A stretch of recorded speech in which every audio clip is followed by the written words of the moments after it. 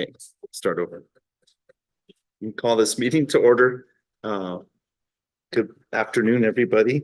Our crowd is bursting at the seams over here with Mr. D'Antonio. We are meeting today to initiate another round of meetings to identify names that we can send up to the governor for the Public Regulation Commission vacancy that will be, I guess it's on January 1. Is that when the vacancy actually comes up? So we'll start our meeting. We've called this to order. We're going to do a roll call now, and I guess we'll just start with Bill and tell us you're present and who you are. Good. William Brancart, representative of the Secretary of Energy, Minerals and Natural Resources. Denise Ramones, representative of the Minority Leader in the House. Ricky Seguin, representative of the Economic Development Secretary. Sydney Beatles, appointed by President Pro Tem Senator Mimi Stewart.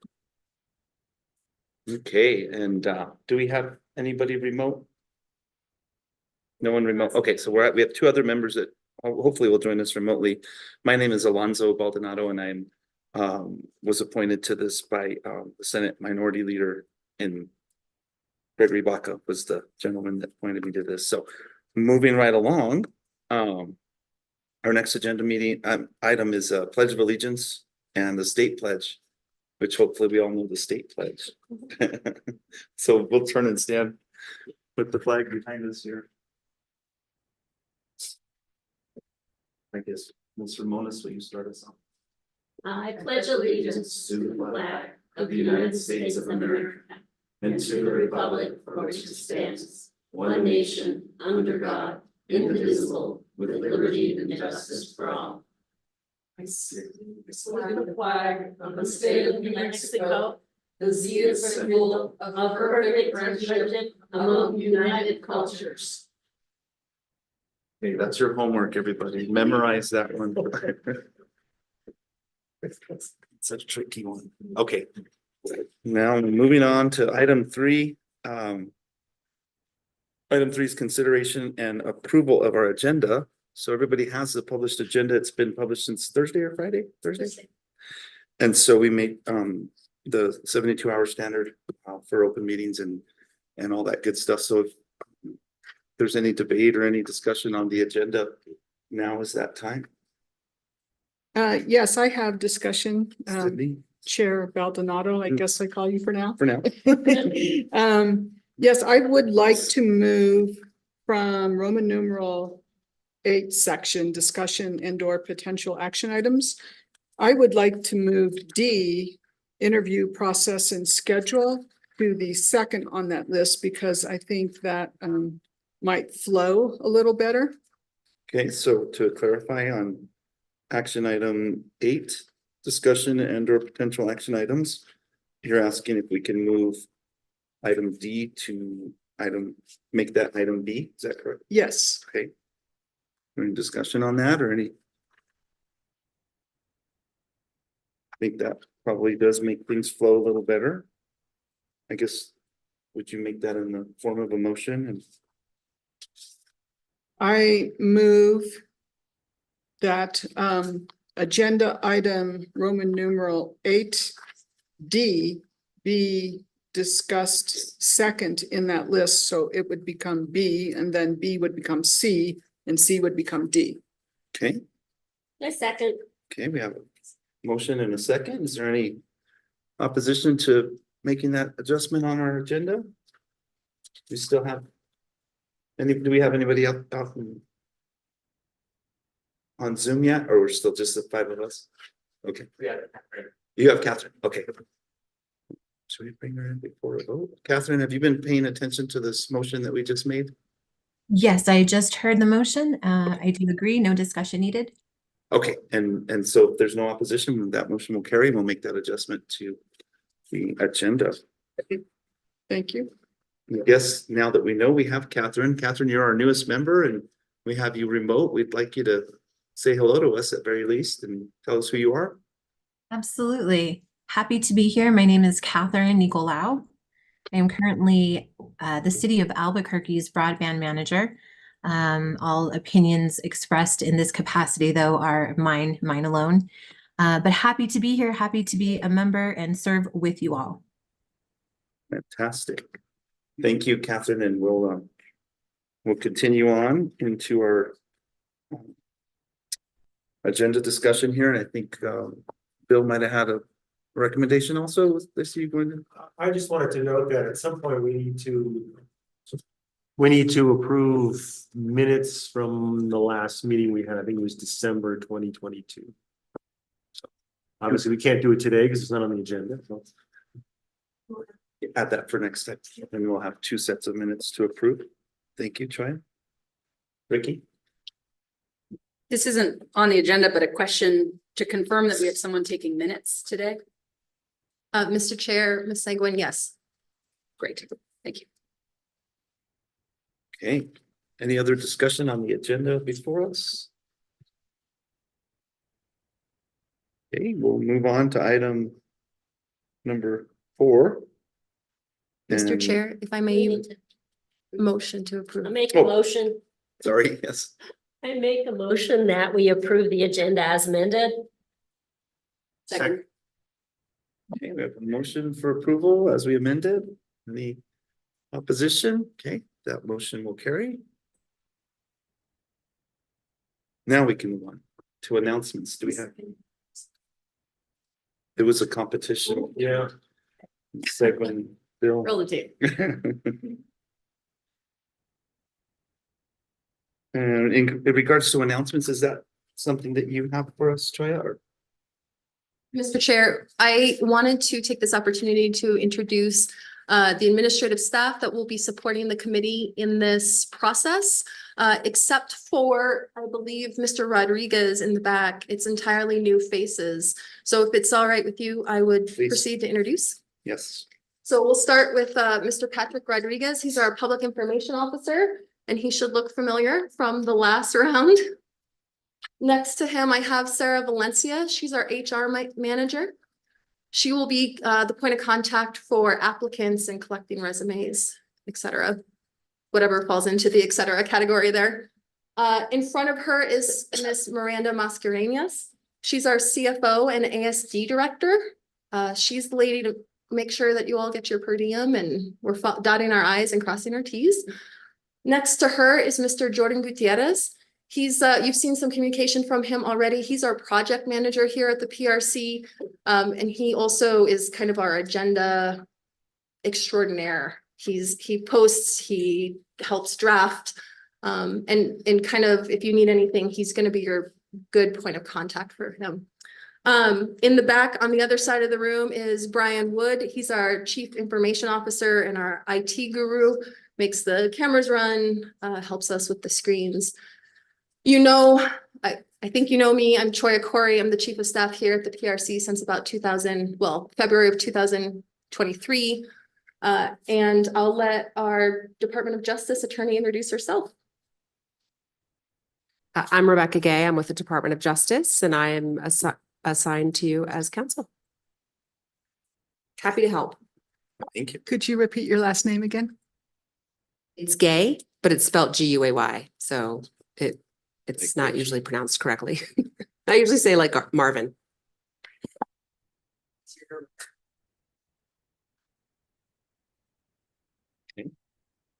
Thank you, Troya. I guess now we've discovered item 5 is something we already did. We introduced ourselves, which was probably appropriate at the beginning. Well, actually, excuse me, Mr. Chair.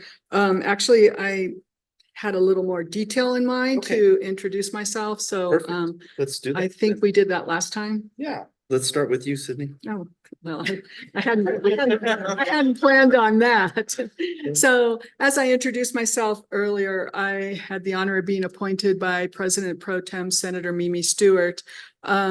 I am currently employed by, I'm currently on sabbatical leave from Western Resource Advocates, and I've been there since 2019.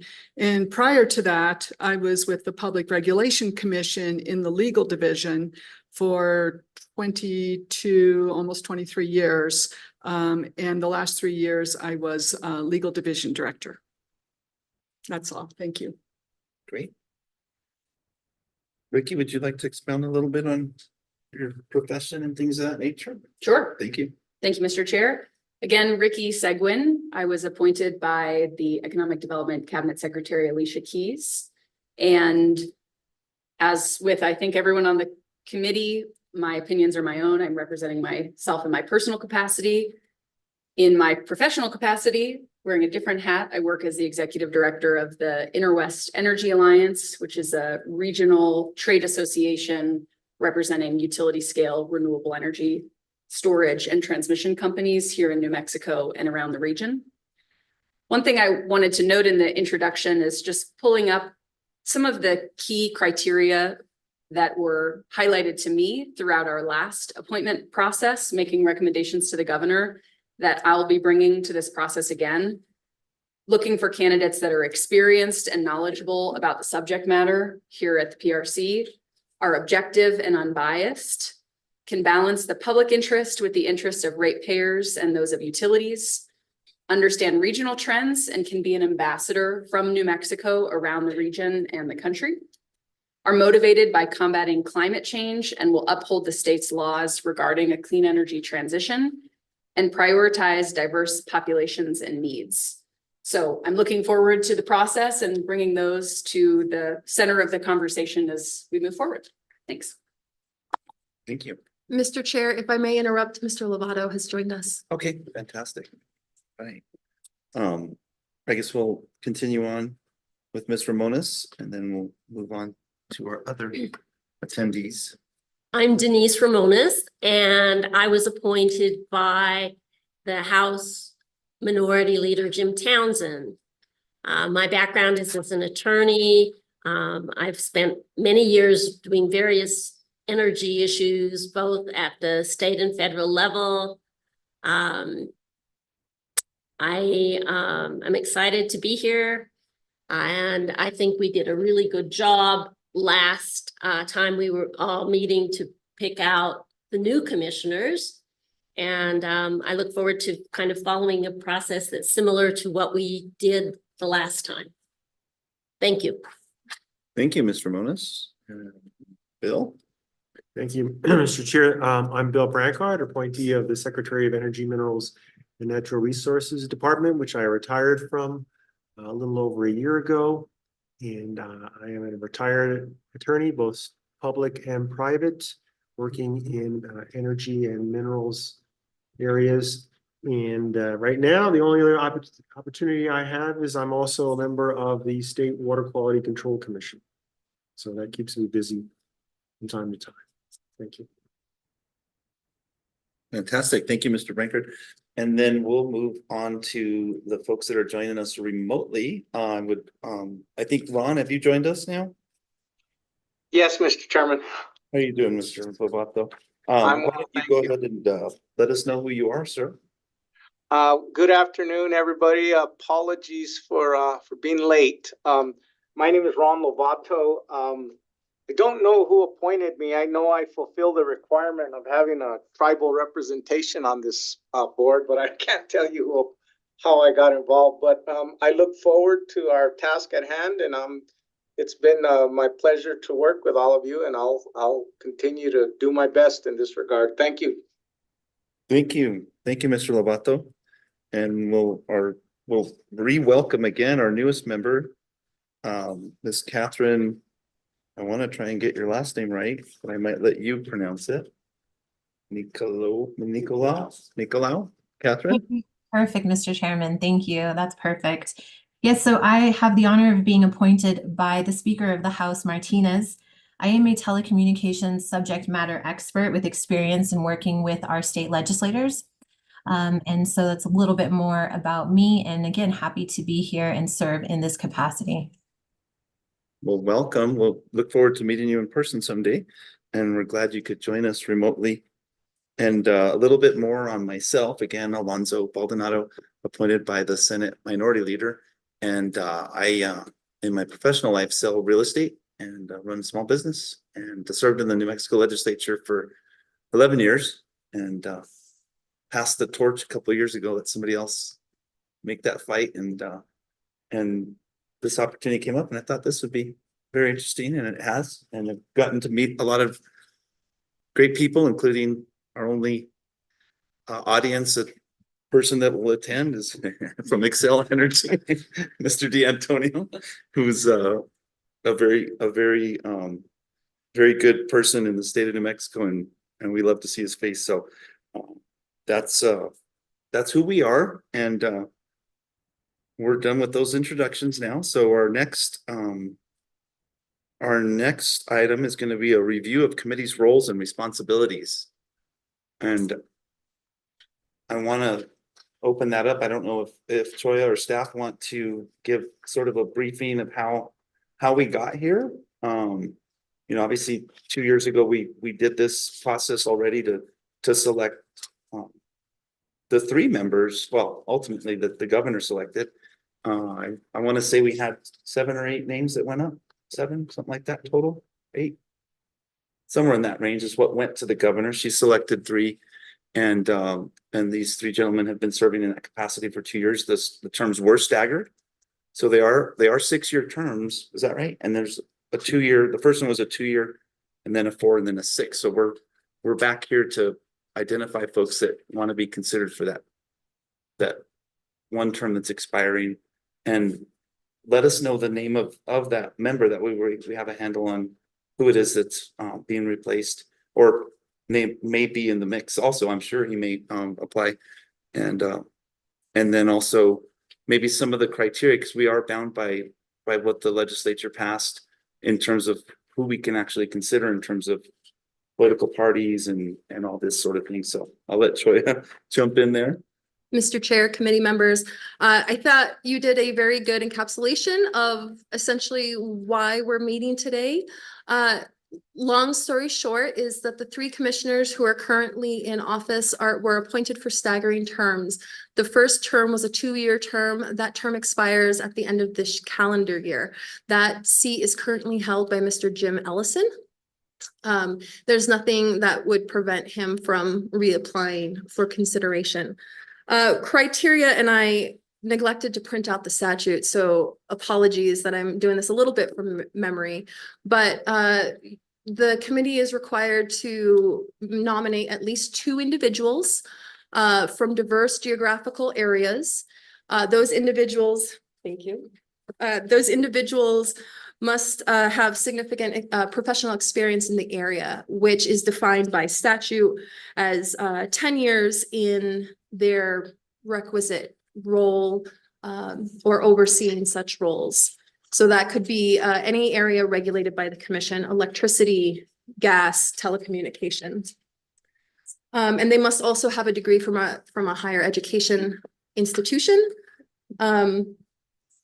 Thank you. I think that's the high points of it. There's also some other finer points. No interest in regulated entities, but I think for the high points, that's probably where we're at. Excellent. Oh, I'm sorry. One other thing. This committee must submit those at least 2 names by December 1st.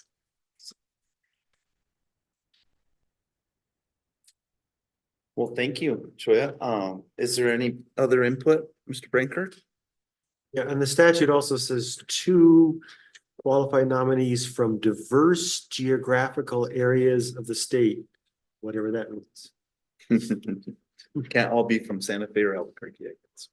We struggled with that a bit, I think, the first time, just to make sure we were getting all that correct. And you know, it's funny, as I served in the legislature, you craft all these bills, and then when it gets put into action, I don't know if we thought that one through completely, or maybe that needs to be tweaked, but we're working with what we've been given. And I think, as Ms. Ramona said earlier, we feel like we did a really good job last time, and we all had a good synergy, and we sent good names, and hopefully the PRC is doing a good job for the citizens of New Mexico at this point. So, any other input or? Thanks, Mr. Chair. So I think that was a good review of the requirements for the individuals But just looking at this action item, it's also what our roles and responsibilities are. And so maybe just to spend a little bit of time on the things I understand that we all understand our job to be. I think our job includes advertising for an open position at the PRC or what am I saying? Developing a job description, what it is we're seeking, advertising that job description, soliciting applications, and then following some sort of interview process in order to eventually craft the list of qualified candidates to submit to the governor. A few things within that I wanted to mention or ask about. I don't know if now's the right time, but I think so. we don't have on the agenda a discussion of the job description today. And I don't know if that sort of feels like it fits within our roles and responsibilities. And I wonder if this is the place to do it or somewhere else. Mr. Maybe- Chair, Ms. Segwin, I'm gonna look at our attorney, but I think when we were crafting the agenda, we were anticipating that in subsection 8A. Okay, super. Yeah. That helps. Thank you. Related to this then, still with our roles and responsibilities, we need to follow the law. And I think are all very committed to that. And one of the things that we received briefings last time on 3 different state acts, the Open Meetings Act, the Inspection of Public Records Act, and the Governmental Conduct Act. And I think it is our responsibility to comply with all of those. So I wanted to raise that here and maybe make a request that that be something we can be rebriefed on in a future meeting. And then another thing that I think our role or responsibility is to abide by, under the Open Meetings Act, some annual resolution for our open meetings policy, some version of what we did last time. I feel like I'm mixing the words together here, but that's not on the agenda today either. And so I think it is a responsibility of us to at some point adopt a resolution to adopt annual open meetings. Mr. Chair, Ms. Segwin, yes, it is annual requirement, but there was no meeting in 2023. So it will be on the agenda for the next one. You have it in your packets to start thinking about. And yeah, we'll make sure to cover those. And if I may, I think the perfect opportunity is to have the OMA resolution after you get OMA training, which I'm happy to do at the next meeting, and I can do it on all 3 of those acts. Thank you. And That's all I had. Thank you, Mr. Chair, I have a question. Mr. Mose. So our 2 sitting commissioners whose terms are not expiring, where are they from? And does that limit in any way the geographical requirement for the pool of candidates that we evaluate for this opening? Do we want to make that discussion in Oh, criteria and 8? qualification? Yeah, in 8A. I can hold my question Yeah. until then. Yeah, I think that we can hammer it all out. Okay, where were we? 6. So we were doing review of committee's roles and responsibilities. Any input from either Ron or Catherine? Just want to recognize you guys as well. Mhm. Okay. And I think we'll get into the more of the details of how that looks as we move forward, but I think for most of us, it's a refresher and good point from Ricky on getting us refreshed on the Open Meetings Act and all those things that we do need to be making sure we're doing right. So if we want to move on to our next action item, if that's okay with everybody, which is an action item. Now we need to select a chair. I started this meeting as the former chair did resign and I was the secretary, so that was appropriate, I guess, to get this meeting going. But at this point, we do have to select a leader for our group and a secretary. That's what we called it. Is that correct, secretary? So I guess at this point, we would open up for nominations, and I guess you can form it in the form of a motion, and then we can take a vote on it. Whoever would like to put forth names or self-nominate, I think is appropriate too, if you'd like. Yes, Mr. Brankard. Let's do Mr. Brankard first. I Okay. saw his hand up. Mr. Acting Chair, I nominate Alonzo Baldonado as chair. Okay, thank you, Mr. Brankard. And Sydney, did you have the input there? I have a separate motion. Okay, I had a separate motion. do we? How do we want to do that? Do we want to hear what, I guess hear your motion and then we can take them separately in a vote? Does that sound appropriate for everybody? Yes, okay, Ms. Beals. You want to hear my motion before Yes. you ask for seconds of Mr. Brankard's? Oh, yes. Do we have a second for Mr. Brankard's motion? I'll second the motion, Mr. Chair. Thank you, Ron. Okay, so we have one motion. I move that we elect member Ricky Seguin as chair. And that is based on her experience. She showed that she came to meetings organized and prepared last year. Or was it the year before? It was the year before. And she displayed leadership qualities, and that is who I support. Do we have a second? I second it. Okay, so we have a second on that motion. And are there gonna be any other names put forward then? So we have two open motions on the floor now. I'm sorry, There's two open motions on the floor now. Right. We have to, we need, how do you want us to proceed? You want us to vote on each one individually? yeah, because you didn't call for a discussion after the first was seconded. Is there any discussion They're- on either, Separate motion, yeah. Well, right? It's a little confusing. I'm trying to think of my Robert's rules.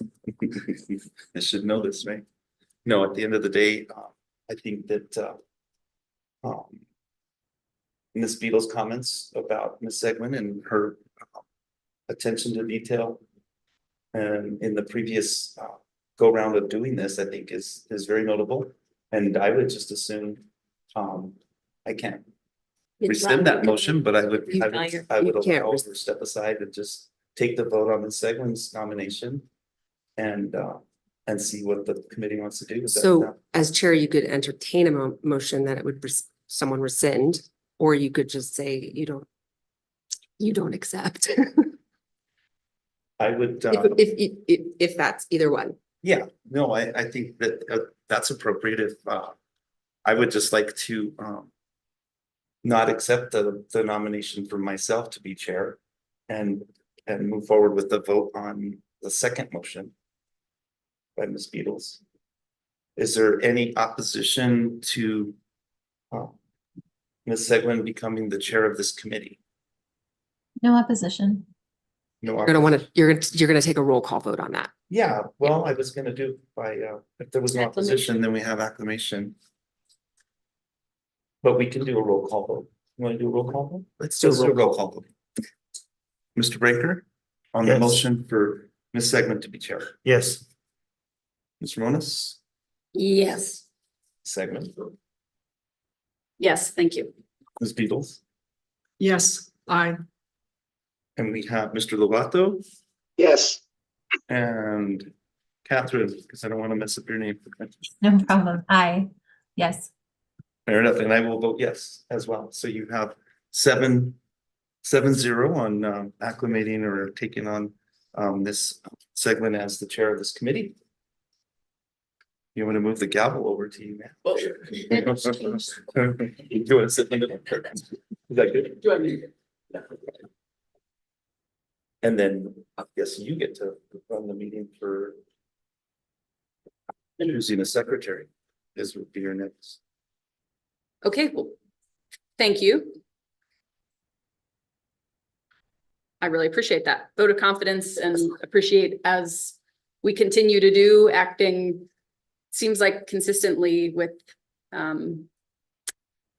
unanimous decisions too, which has been, I think, a really positive part of this process in the past and now. So thank you. And thank you to Mr. Baldonado as well. Absolutely.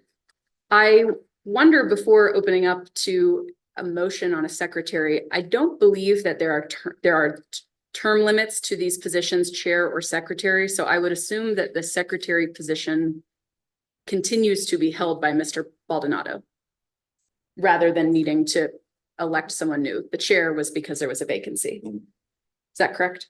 Correct. Okay. So unless Mr. Baldonado jumps in right now to say he's resigning from the secretary position, I think we don't have to take any action to have the secretary remain in this capable set of hands. We'll keep continuing on as secretary then and keep our PRC action committee in good shape here. Dream team. All right.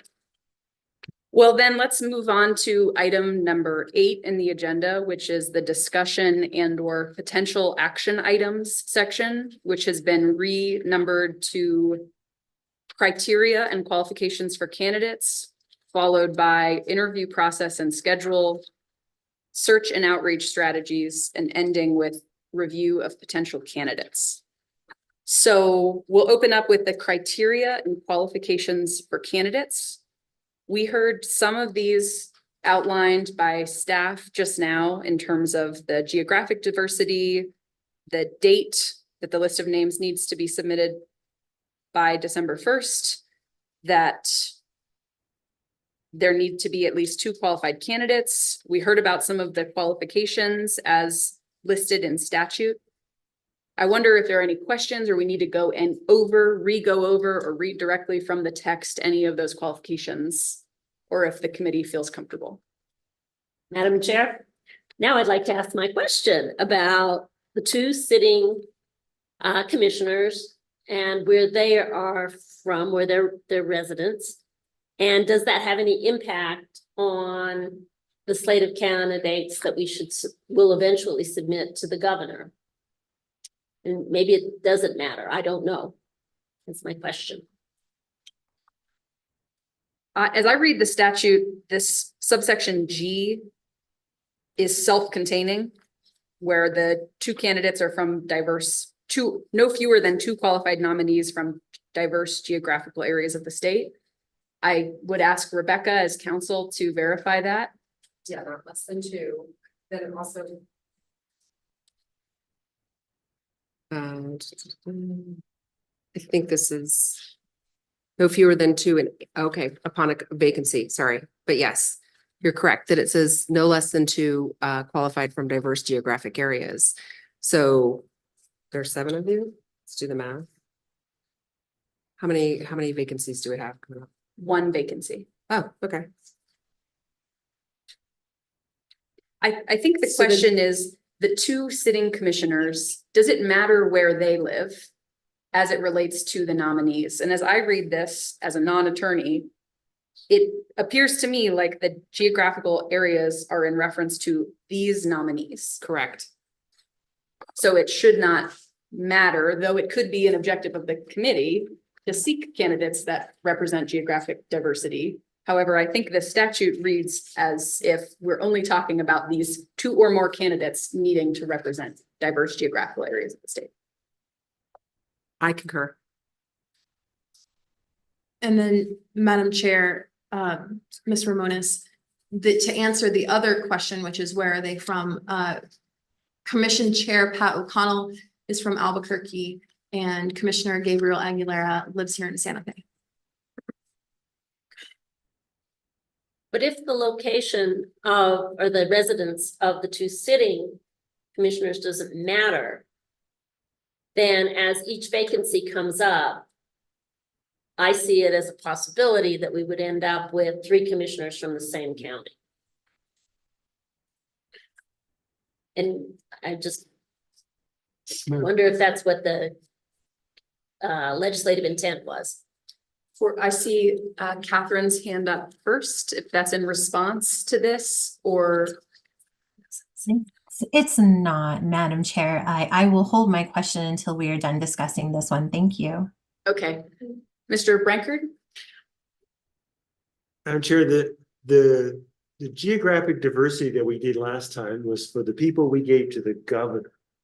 The governor does not have a responsibility for geographic diversity. Which I think leads to the next question, that I think we have to deal with after this, is the governor does have a responsibility for political diversity. And so we can deal with that next.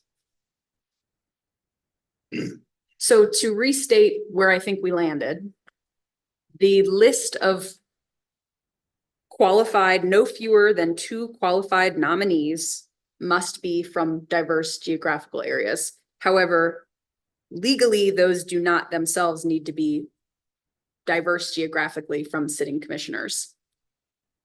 However, again, I think it could be an objective of this committee or a desire through the interview process to seek or solicit applications from representatives of different parts of the state. Thank you. Before we go, I know you referenced another issue there, but I do want to go to Ms. Nicolau for her question next. Thank you, Madam Chair. My question is in relation to, it sort of relates to the previous question, but if Commissioner Ellison is coming off and the other 2 commissioners are staying on, do we have, or is there a desire to have a tribal representative commissioner, a commissioner that represents a tribal area? So the question is, if Commissioner Ellison comes off and the other 2 stay on, are either of those commissioners representing tribal nations? Thank you for the question. I look to staff. Madam Chair, they are not. Thank you. So that could perhaps as well be a qualification or background that this committee seeks to encourage applications from individuals representing tribal communities. Madam Chair? Yes. Sorry, if somebody teaches me how to raise my hand, I'll do that next time. But I just throw this out for everyone's consideration. Even beyond tribal, I think I'm not sure what the legislature's intent here was. It was obviously not have everybody from Albuquerque, Bernalillo, and Santa Fe. I think Alonzo spoke to that. But one of the reasons I think that's important is those 2 parts of the state, a lot of what, one of the things that PRC does is the electricity, and electricity in those 2 parts of the state are covered by IOUs, or investor-owned utilities, which are very different animals than the rest of the state, which is serviced by co-ops.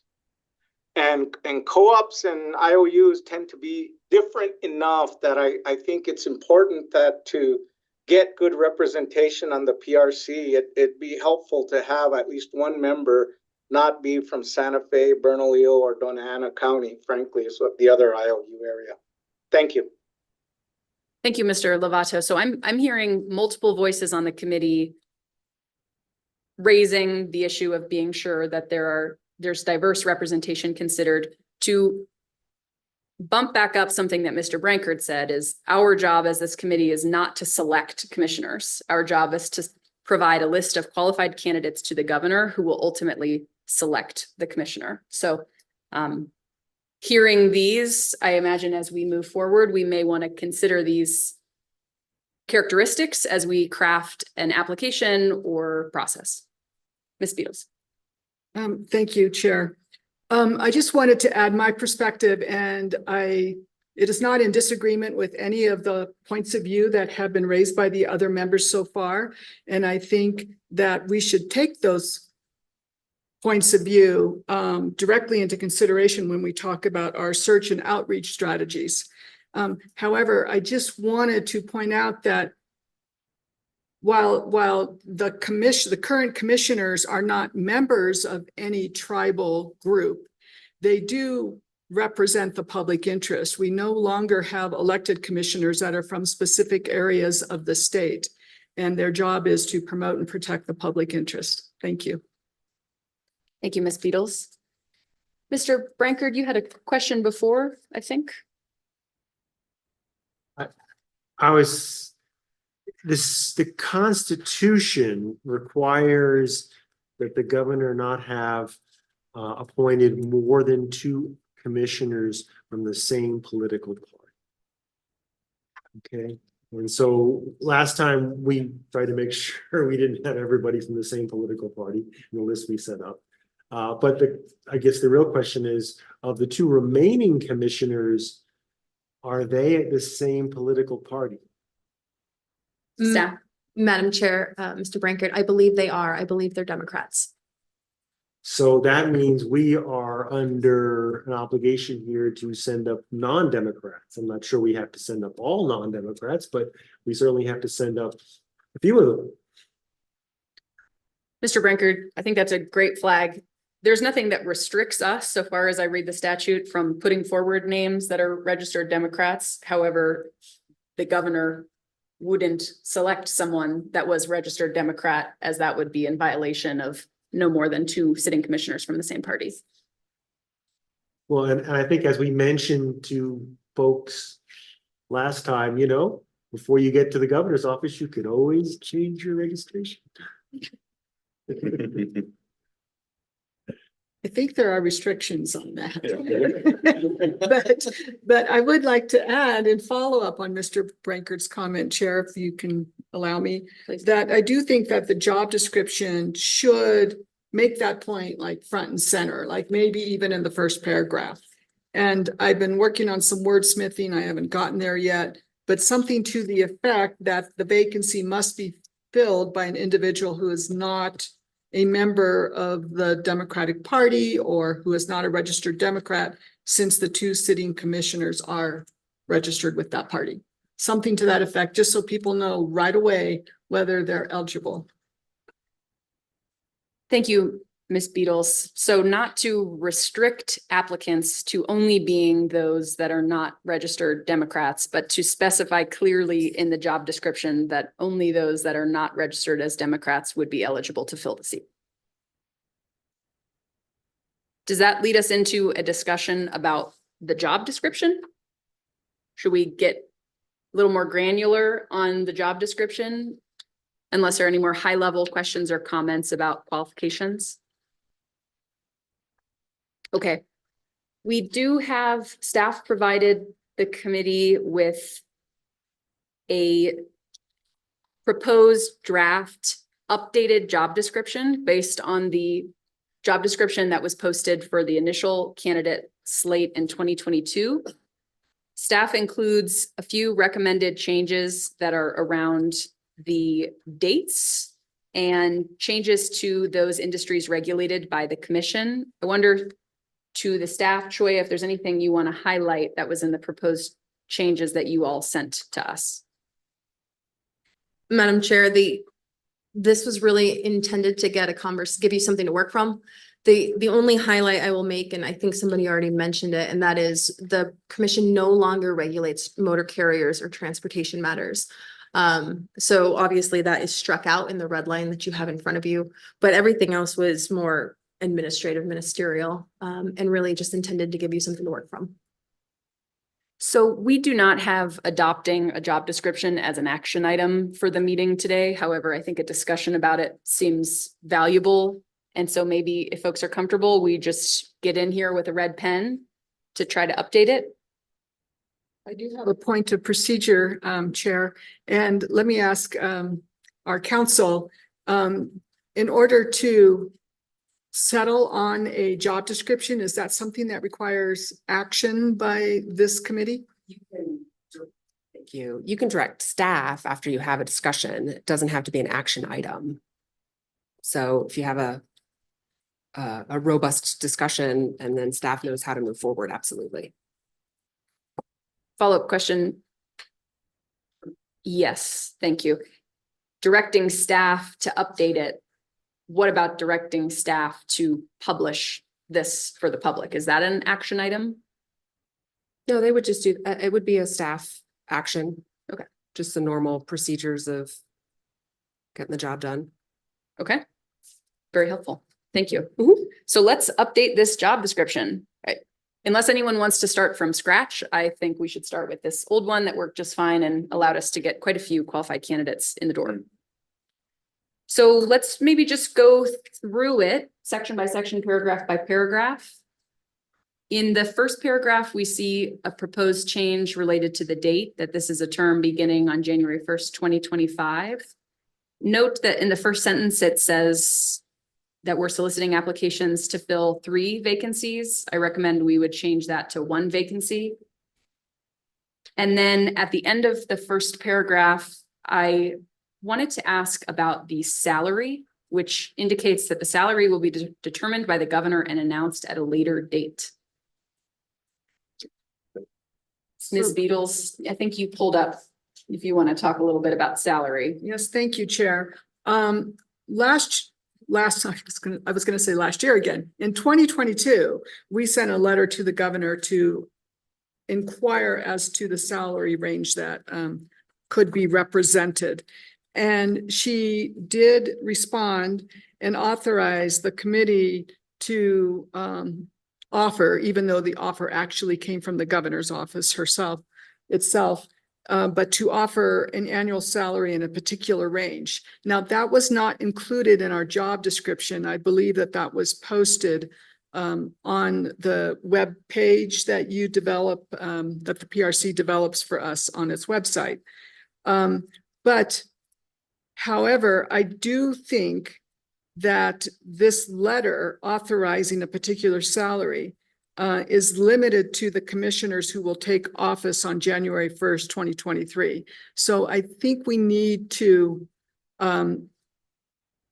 maybe, send another letter to the governor's office inquiring as to whether that is the same range that we can represent will be offered to this position, just to affirm that, because the language of her letter does suggest that it's for only those, that first round of commissioners. So that's all I have to say on that for now. Thank you. Ms. Gay, is that your understanding? I was just thinking of the future, and that's why I said 2020. Yes. I understand what you're saying is getting that information in print for an updated. Yeah, okay. Mr. Brankard? The current commissioners are paid a flat salary. Is that correct? Madam Chair, that's correct. Could we just say in the announcement, the current commissioners are paid X?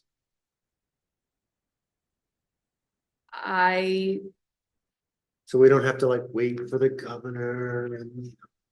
It seems like this committee cannot determine what the salary is. No, but we can state it. Say what current ones make, and to leave this language in that the salary will be determined by the governor and announced at a later date. Maybe change the sentence to then say sitting commissioners receive an annual salary of X. Is there anything, staff, that we can't, does that sound okay from what we can do? Madam Chair, that's all on the Sunshine portal. So yes, we can make that public. It's already public. Madam Chair, was it a salary range, or was it just one figure for all 3 make the same? I felt like there was a range at some point. There was a range from we received a letter back from the governor in response to this committee's inquiry that set a range for the commissioners who are taking office on January 1st, 2023 of 180 to 200,000. But then sitting commissioners do have a set number. So, and we're hearing that that's available publicly to find and would be included in the job description if we proceed down this path. But I would recommend that we keep the language in the job description, which is making clear that the governor sets the salary and it would be announced at a later date. Madam Chair, what I've taken as a note is to add a sentence before that last sentence of the first paragraph that says sitting commissioners receive an annual salary of XXX period. Exact salary will be determined by the governor and announced at a later date. Is everyone comfortable with that in addressing the salary question? Yes. So part 2 of that is then it sounds like we need to resend the governor's office a letter. Do we need to inquire again about what the salary should be? Or I guess, no. At the committee's pleasure, we can send whatever the committee directs us to send. probably a good belt and suspenders action for the committee is to send a letter updating the last letter we sent. Perhaps staff can help draft this, which is clarifying that the letter she sent to the committee on August 30th, 2022 was in reference only to commissioners who would take office on January 1st, 2023. So to request clarification on the salary for commissioners who will take office on January 1st, 2025. Mr. Baldonado. Madam Chair, maybe a letter that tells the governor that we're meeting and we're working towards having a list for her, and then include maybe that language, and that way they know what we're doing. Unless we've already identified that, but. I'm comfortable with that approach. So basically, hey, we're here, here's what we're doing. Here is a specific piece of information we request clarification on. Madam Chair, we'll draft that for your signature. Thank you. And is that something that then we can send, I can send under my signature absent an action from this committee? Or do we need to take action next time to send it? You don't have to wait the month. You can send it when she drafts it under your direction. Super. Thank you, staff. So still within the first paragraph of the draft job description, I heard Ms. Beatles mention in the previous discussion about political party, including a sentence right up front that says the note that while applicants can be from any party, the constitutional requirement is that no more than 2 commissioners be from the same political party, and the 2 sitting commissioners are registered Democrats. Something to that effect. Ms. Beatles, does that match what you wanted? Yes, Chair Seguin, that satisfies my concern. Any objection to including that in the first paragraph? Let's say in after this is a full-time position based in Santa Fe, New Mexico. Actually, sorry, I think it's cleaner after quote and consent of the Senate. Insert that sentence there about the political party, and then finish as written the normal state of New Mexico benefits package, ... Chair Seguin, it could be either there or in the third paragraph. I will leave that up to either other members of the committee or the drafting by staff, because it does refer to provided that no more than 2 commissioners will be of the same political party. So we could potentially insert it there. I was just thinking it might be nice to have it in the first paragraph so that interested readers could be alerted to that right away, but I leave it up to either the committee or staff. Preference from the committee?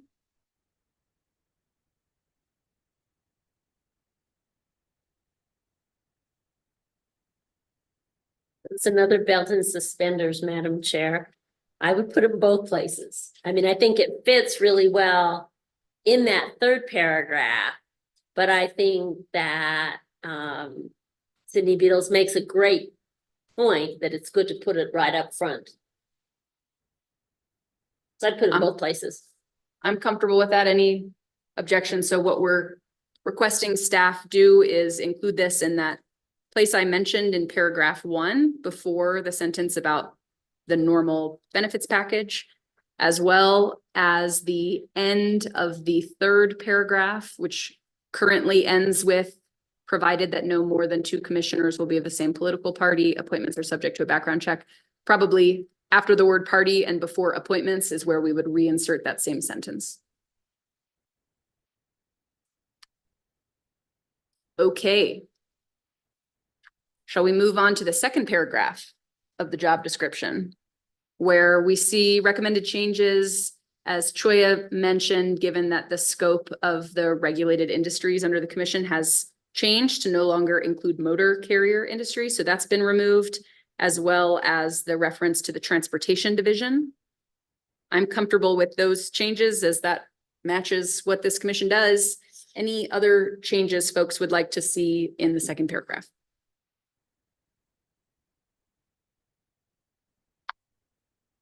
Okay, moving right along then to the third paragraph, which includes a recommended change from staff to note that we're not seeking a minimum of 5. We have to submit a minimum of 2 nominees to the governor, as is what's in statute. The governor will nominate 1 member. That's an update, whereas before she would nominate 3. And then everything else seems the same, other than that sentence we just added in about political party.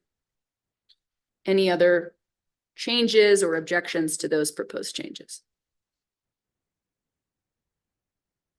Okie dokie.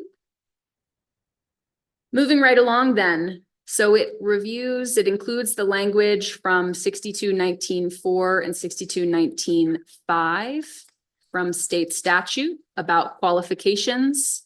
I imagine we will not touch that since that's pulled directly from statute. And then that ends with what it is we're asking for, which is we're required to send a current resume with a cover letter that indicates how the applicant meets the the qualifications in number 2, and state his or her political affiliation or independent status. Additional materials in support of an application may be provided. I wanted to ask the committee whether we wanted to ask for a transcript.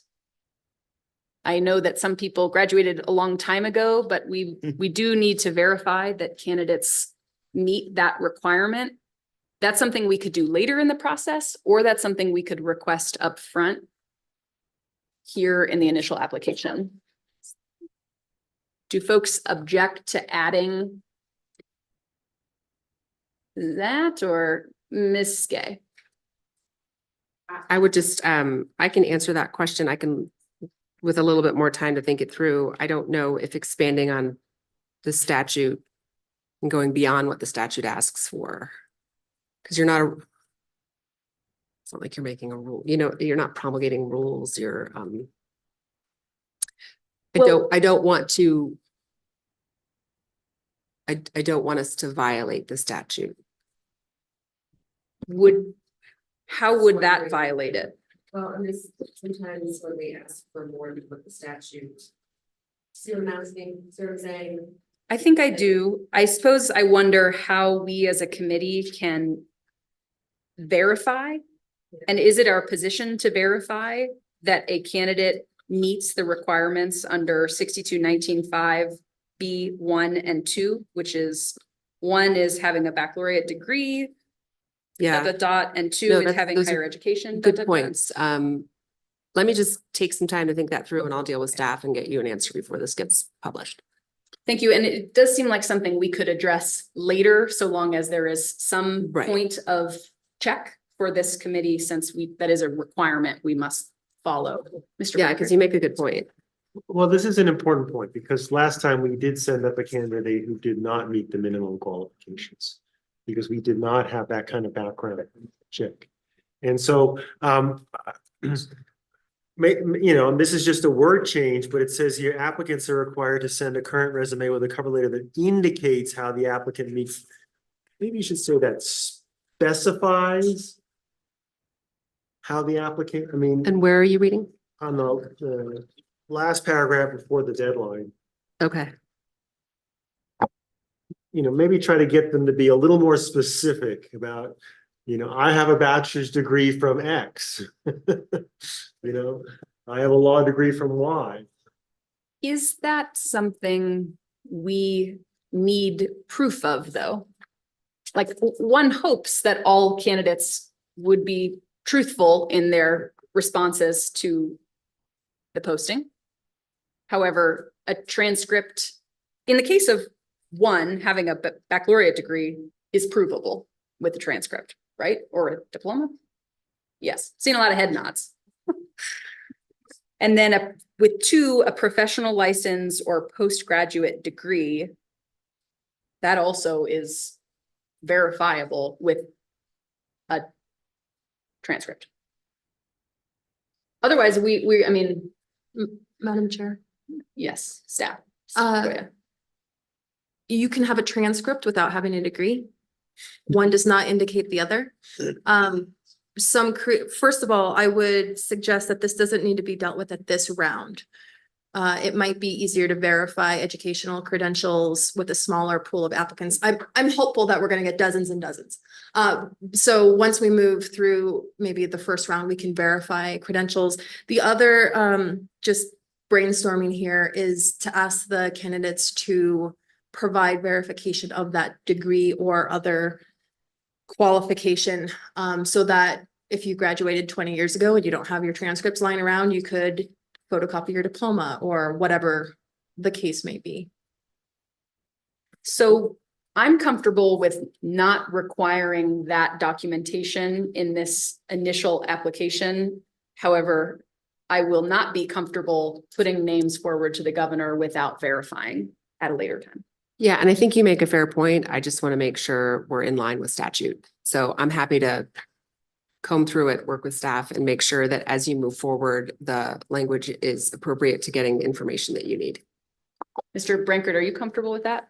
Yeah, I mean, I'm just, last time we all spent a lot of time going through 50, 60 applications, trying to see whether they met all these things, adding up how many years they worked here and worked there. I'd rather the burden be on the applicant to say, okay, here's my 10 years were spent here, It's just sort of taking their resume and saying, how does your resume fit this job application, job requirements? That's all. Okay. In reading, sorry. Chair Seguin, I do support the substitution of the language that Mr. Brankard suggested that just states that the cover letter should specify. So with a cover letter that specifies how the applicant meets the qualifications.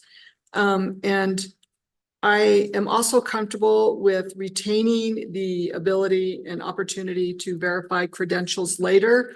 I just wanted to raise a concern that maybe applicants wouldn't want their transcripts to be immediately publicly available, since these all become public records right away. So it might be something that we want to follow up on to verify. Thank you, Ms. Beatles. Ms. Nicolau, I see your hand raised. Thank you, Madam Chair. I believe it was mentioned that in the process, a background check will be conducted. If so, does that background check have access to educational databases? Thank you for the question. I think that was in the statute. I think that happens after the list gets elevated. The background check comes later once it's out of our hands. Is that correct, Ms. Nicolau, or anyone on staff? Okay, I that's know right. that's what happened last time. I understand now. Thank you. That clears it up. That clarifies it for me. Thank you. Madam I Chair. think we want to verify that, though. Yes, Choya. I don't think that there's a prohibition on us as staff doing some work in tandem with you to verify, to do those checks. So let's say this. We're going to update that last paragraph to change the word indicates to specifies how the applicant meets the qualification, specify how the applicant meets the qualifications in number 2 and state his or her political party or affiliation. Then we'll work in tandem with staff to verify that as we move along. And I hear Mr. Brankert's point, though, that it is a lot of work for us to add up what's 10 years, what's this. I hope people are listening to this, that's what we're looking for in their written materials, is basically a bulleted list of how they meet this. And then if not, I imagine it's something we can ask through a questionnaire if we pursue that round again, or through interviews. So right now, all we're saying here is change the word indicates to specifies, unless there's any other changes or opposition to that. Ms. Beatles. I would just You're- like to. Thank you, Chair. I would just like to point out that section 62-19-4.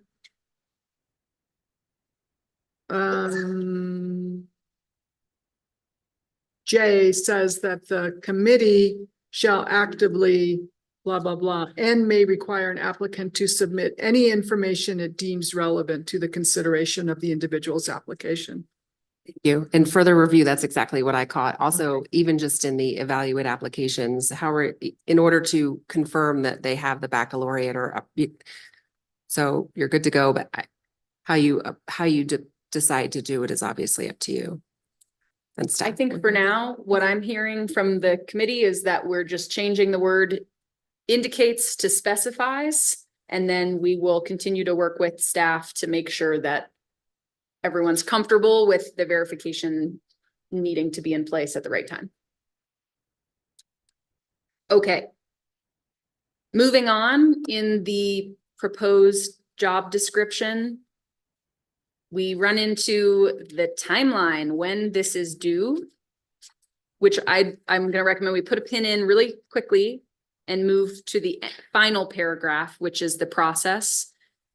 So individuals in serving on the commission since blah, blah, blah. I send a cover letter and resume to the nominating committee at Sarah's email address. Question can be directed that way as well. I wonder if we should just pull this language here instead of send a cover letter and resume, just copy and paste from above where we say what we're going to do. Applicants are required to send a current resume with a cover letter that specifies how the applicant meets da, da, da, da, da. Paste that down at the bottom there. So it's exactly the same text.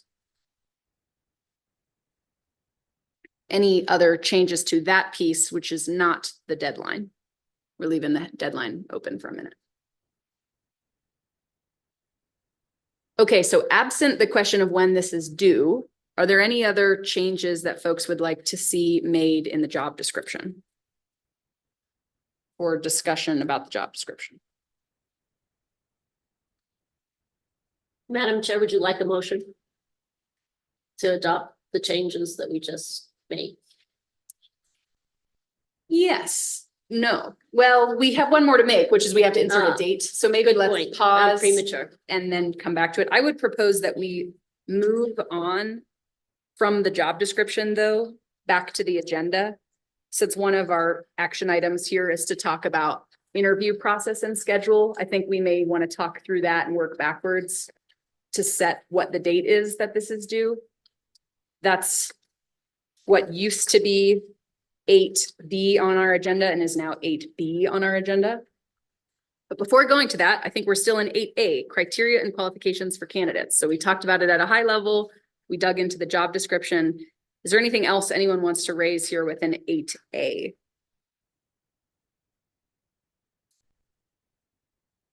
Very good. Seeing none.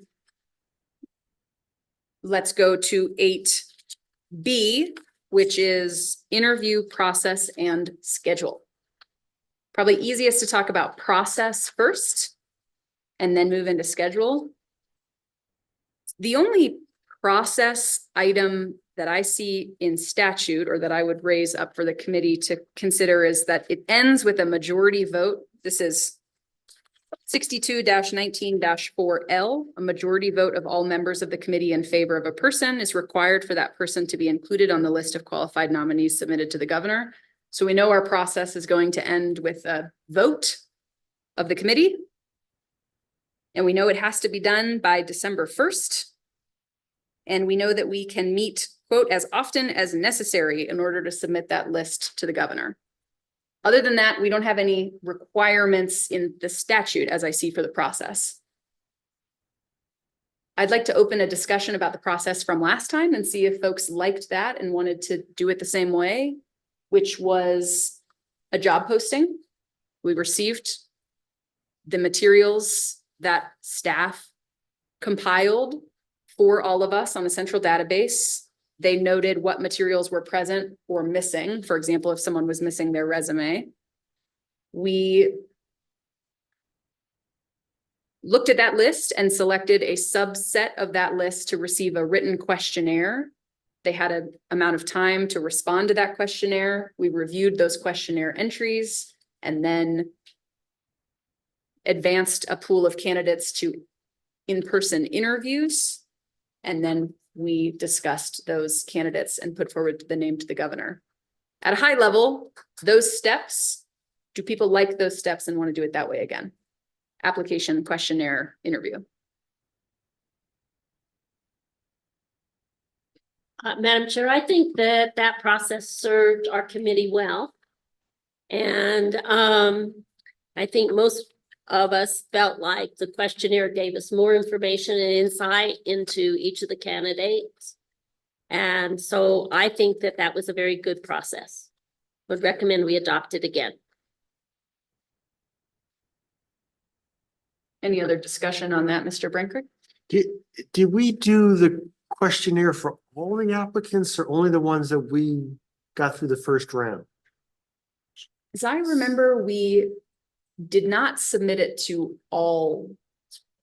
We had a subset of candidates. I think we submitted it, we gave it to most candidates, but there were some who had incomplete application materials or clearly did not meet the minimum requirements in statute. And those individuals did not receive the questionnaire.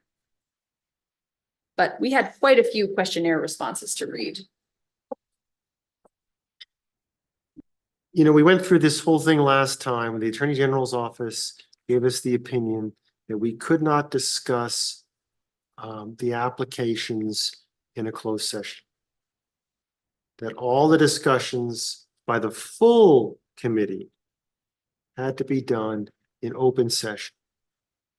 And so as a result, last time, the chair came up with this idea of a subcommittee of less than a full quorum of the committee, who would then make a recommendation to the full committee to narrow down the list. And we had a lot of people last time. We had 50, 60, maybe over 60 names.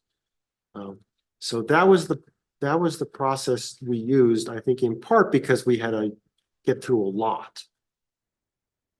So I guess I'm wondering, maybe do we need to wait until we see how many applications we get before we figure out whether maybe the whole committee can just sort of look at, say if we get 20 applications, maybe the full committee can just look at them, but we'd have to do it in an open session, which I'm perfectly comfortable with. But Is that a question to Ms. Gay? I'm going to agree with him. Yes, it has to be an open session, the way I read the Open Meetings Act. And you can stand up a subcommittee, like if you get 60 applications and you need a subcommittee to go through the process as you did last time, you could do it that way again. But if you only get 7, so I mean, I guess it would depend. Like you said, it's the process. You said it's the process you did last time. It's a proper process. You can do it again, and you don't have to make that determination now that you're setting up a subcommittee because you don't know. Does that make sense? yes, I agree. I think I would like us to hold off on creating a subcommittee. Mr. Brankert, I'm comfortable with that. And I think I was starting with the high points of what the process looks like from an applicant, which is they see the job description, they submit their materials to us. They are or are not asked to then respond to a questionnaire. They are or are not asked to then participate in an interview. And I agree, though. I think we should have a discussion when the time comes on whether or not we need to or want to form a subcommittee. Ms. Nicolau? Thank you, Madam Chair. Just a housekeeping question. Does the staff or anyone else communicate with applicants in the event that there are materials missing? Do applicants get an opportunity if perhaps something did not upload, or how's that handled? Question to Choya, I think. Madam Chair, Ms. Nicolau, yes, our HR manager is indicating that she would follow up with incomplete applicants. So I think we would just ask Ms. Valencia that they provide any of those materials that are missing by the deadline. And I think we should be firm on our deadline, whatever the deadline is. Okay, so high level process. Any objections to following that? Job posting, questionnaire, interviews, discussion, final discussion. Okay, and that list is due to the governor by December 1st. We can work backwards here, or if someone wants to throw out a schedule for us to pick and pull at, that might be the easiest. Madam Chair, do we have the dates from last time that we used? We do. Do we And we, think that, I feel like that worked too, but.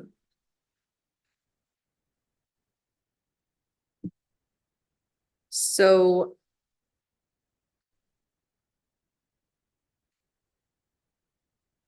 Well, we changed it a fair amount.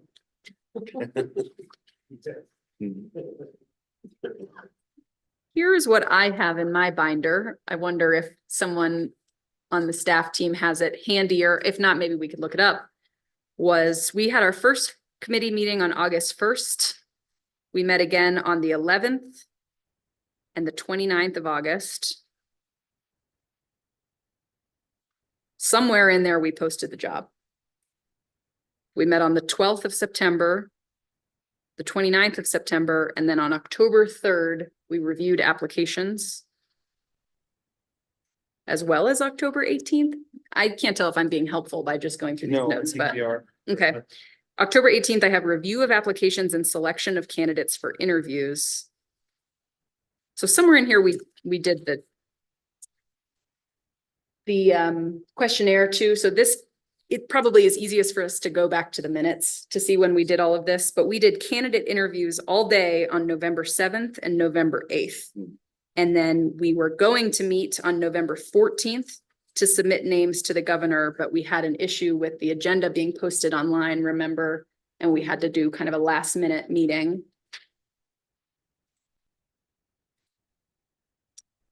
So I'm gonna just throw some ideas out. How about that? Yes. Which is, we post the job description, let's say it's ready from staff via how we've directed them. It's Monday right now. Let's say it's ready by next Monday. Let's give it a week.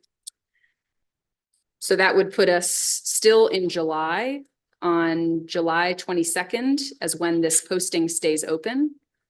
We could give folks until the end of August, which gives us about 6 weeks to search for candidates and advertise for the position. Then in the beginning of September, we could meet to determine which candidates receive the questionnaire, give them that questionnaire and give them 2 weeks to respond to it, 3 weeks, which puts us into October. Maybe the first week of October, we're reviewing questionnaire responses and deciding who we move forward to the interview stage, and then are holding interviews the end of October or early November. How does that as a sketch sound? Basically a month between each step.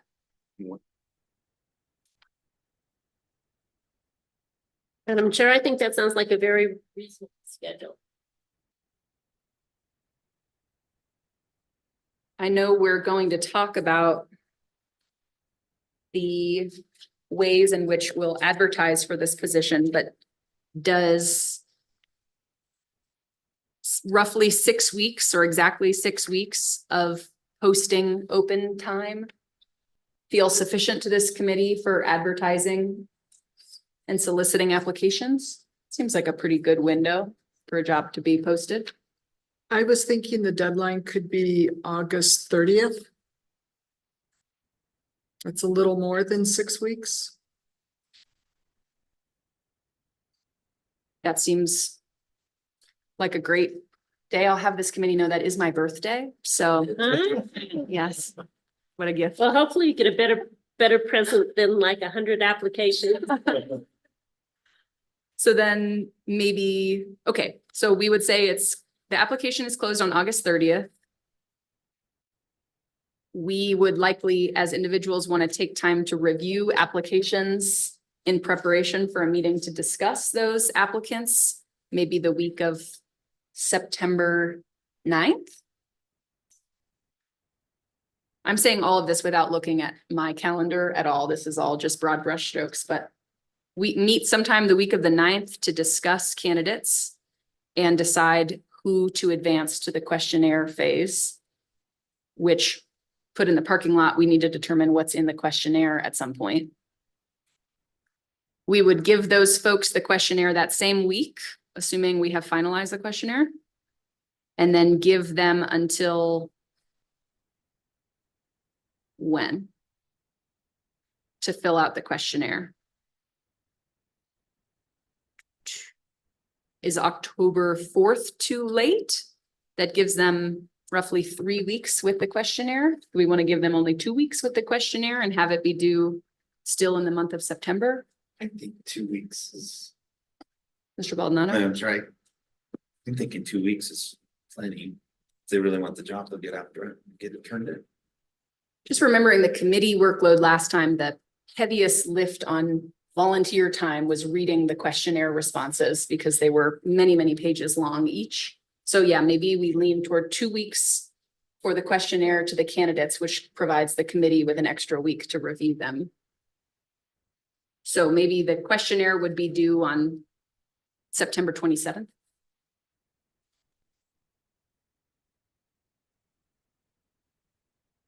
Then I would imagine this committee wants a good week or more to review those questionnaire responses. So maybe the committee reconvenes sometime the week of October 7th to discuss the responses. And decide who to advance forward into interviews. And then acknowledging that scheduling interviews is kind of challenging depending on how many people we're trying to schedule. What if we set, I know election week is right at the beginning of November there. Madam Chair, on interviews last time, we took 2 full days. Is that what we did? We did, yes. And that was with, if I remember, somewhere around 14 interviews that were an hour apiece. So let's hope we get as many candidates this time.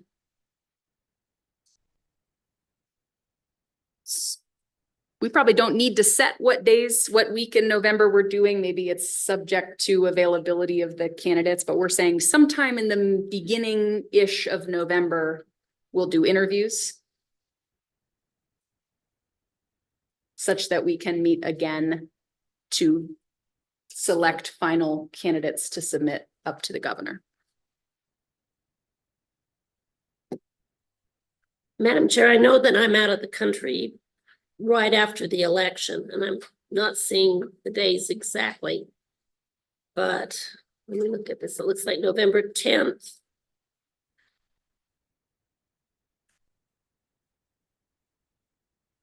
To 17, no, 18, 19.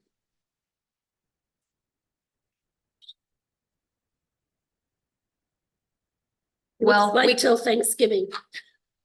Almost in November, but you know, that doesn't mean that the committee can't meet. Madam Chair, can we start scheduling interviews the 3rd week of October?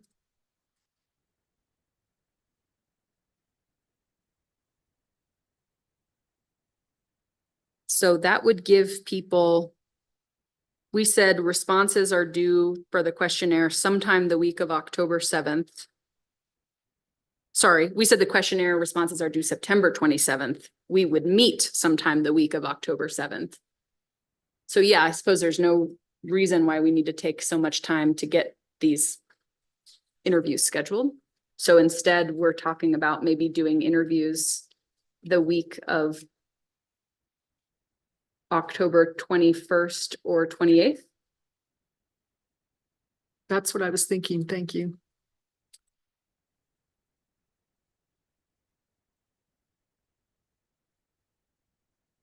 Okay. And then I'm hearing, based on Ms. Ramonis's schedule, that our final meeting to discuss candidates and elevate names up is probably best scheduled prior to November 10th. or it would be right after Thanksgiving, which seems like an awful long time after the interviews to do that. Thank you for that accommodation. That would be very helpful. So maybe the first week in November, the committee could meet to elevate names. Thursday, maybe? Thursday, the 7th would be the final shebang here.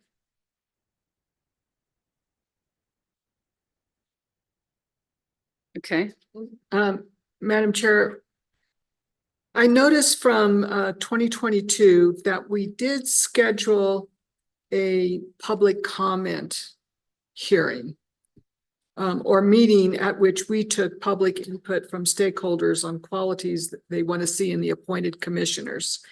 And so I'm thinking that we may want to insert at some point in the schedule, either, of course, members of the public can make comment at any meeting, this being an open meetings and subject to the act. But there was a meeting that was specifically organized for that process, for that purpose. So I'm wondering if we want to do that again and at what stage in the process. I felt like it was a little early in the process in 2022. And that it might have been more useful later, but that's just one person's opinion.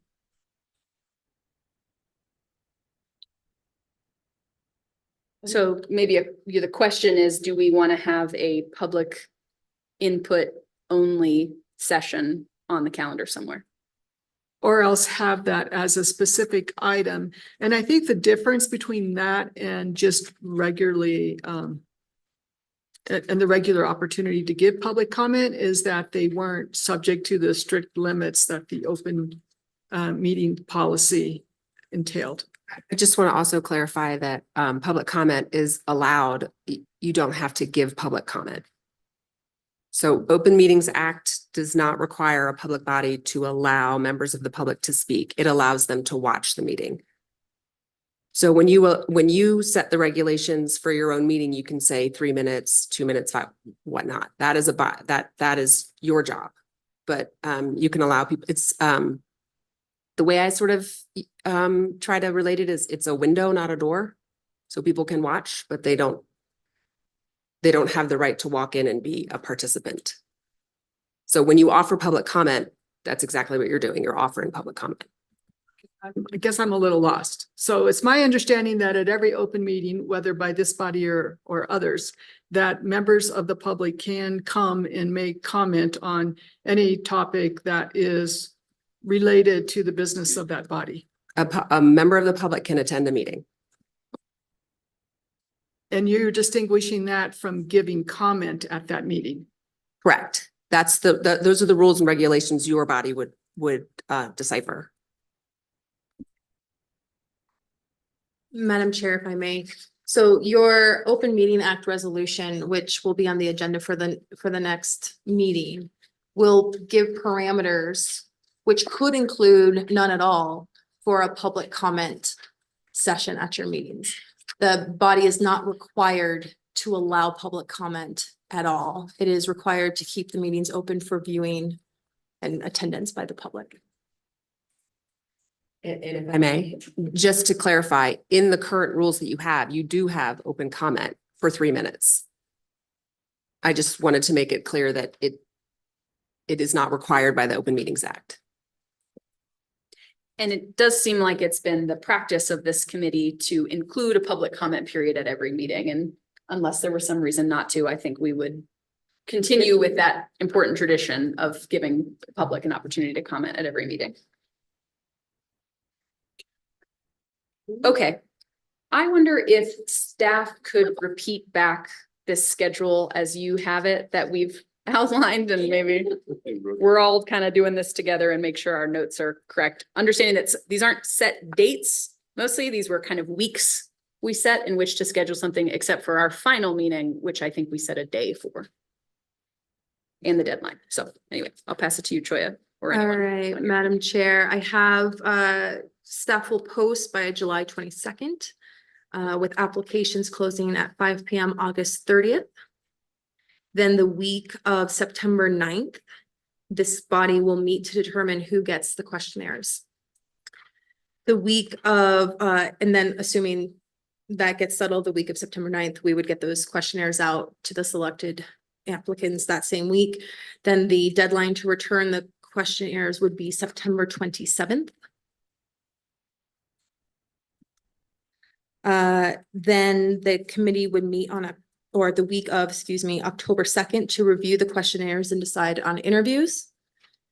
With interviews aiming to take place the week of the 21st to the 28th.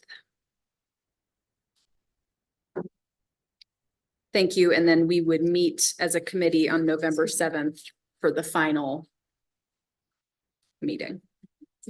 Yes, I'm sorry. That was the scribble that I couldn't read at the bottom of my paper. Teamwork. And then I think the question that I heard from Ms. Beatles is, do we want to somewhere within here, and when is it appropriate, designate a specific meeting just for public input as well, in addition to public comment periods within each meeting? Are there preferences on the committee to have a session where the only action item really is the public comment? Mr. Brank. Madam Chair, last time we were sort of, floundering around trying to create a whole new process out of thin air. And I think the chair's idea of having a public comment theory was just sort of, hey, are we on the right track? Do people, people have comments about this. What do people think about the PRC period? So I don't know how much that's useful, but I'm wondering whether once we get a list of applicants in, whether we want to have a chance for the public to comment on those applicants. I don't know. So maybe we revisit this and add it as a potential meeting later if we feel that that is appropriate. But make a big plug to anyone listening now that we anticipate agendas to consistently include public comment periods and encourage members of the public to participate in this process. Chair Seguin, I'm satisfied with that approach. I just wanted to raise the possibility. I didn't have anything particular in mind. Thank you. Okay. Let the fun continue. Do we want to select dates for these meetings within these weeks where we don't have dates set? We want to just go ahead and get all these on our calendar so we can all plan around it. I think I'd like to do that. Ms. Nicolau, I see your hand. Thank you, Madam Chair. Are we also going to identify a date when we will be going through the questions for the questionnaire? Or okay. Good point. Well, I think that is an excellent reminder that we need to do that. We don't presently have any meetings in this rough sketch agenda for the next few months until the week of September 9th, which is when we're meeting to review applications and decide who gets the questionnaire. We could adopt the questionnaire at that meeting, build it on the fly, perhaps an update from last time if folks want to do that, and then submit it out following the meeting, unless this committee wants a separate meeting just to build the questionnaire. So what I'm asking is our meeting the week of September 9th, which is scheduled to decide which candidates will be advanced forward to get the questionnaire. Are we comfortable with using that same meeting to write the questionnaire? Or would you like an additional meeting for that purpose alone? Madam Chair, what I remember about the way we constructed the questionnaire was we decided we were going to have a questionnaire. And every member was given, submit 2 questions, I think it was. And then staff compiled the questionnaires so that then we didn't really have a whole lot of discussion about the content of the questionnaire. It was sort of the prerogative of each commission member to to submit their questions. So that we didn't really spend a lot of time, wordsmithing or the whole committee's time writing the questionnaire. It was sort of like a community thing. Everybody submits their questions, staff compiled them, and it was just sort of, that's the questionnaire. And are you comfortable with that same approach this time? I'll defer to other members of the committee, but I thought it worked out fine. I see a chat bubble. I don't know if that's for us from one of the committee members or not. That, Madam Chair, sorry, that's from me. I just wanted to make you aware. Okay. Mr. Lovato, do you have a response to this topic or a different item to be recognized? No, it was just for that. Just Okay. to make you aware that I need to get off at 4, that's all. Oh, okay. Got it. Understood. Thank you. I couldn't see the text. That's in 20 minutes. Okay. Madam Chair, on Mr. Baldonado. the questionnaire, are we saying we're gonna reuse the one we previously had, or are we talking about creating, do we have that? Joanna, does someone have that? You do. Or again, just maybe edits a little bit and. Yep. I think we could do it either way. I sure myself felt like that questionnaire was pretty robust. Perhaps we come to the meeting the week of September 9th using the old questionnaire as the template, if staff could provide that to the committee again. And members of the committee can come prepared with either changes, questions you'd like to see deleted, or questions you'd like to add. Madam Chair, if I may, and question for Ms. Gay, maybe it's a question, I don't know. I would propose that staff would circulate that questionnaire well in advance of the meeting on September 9th.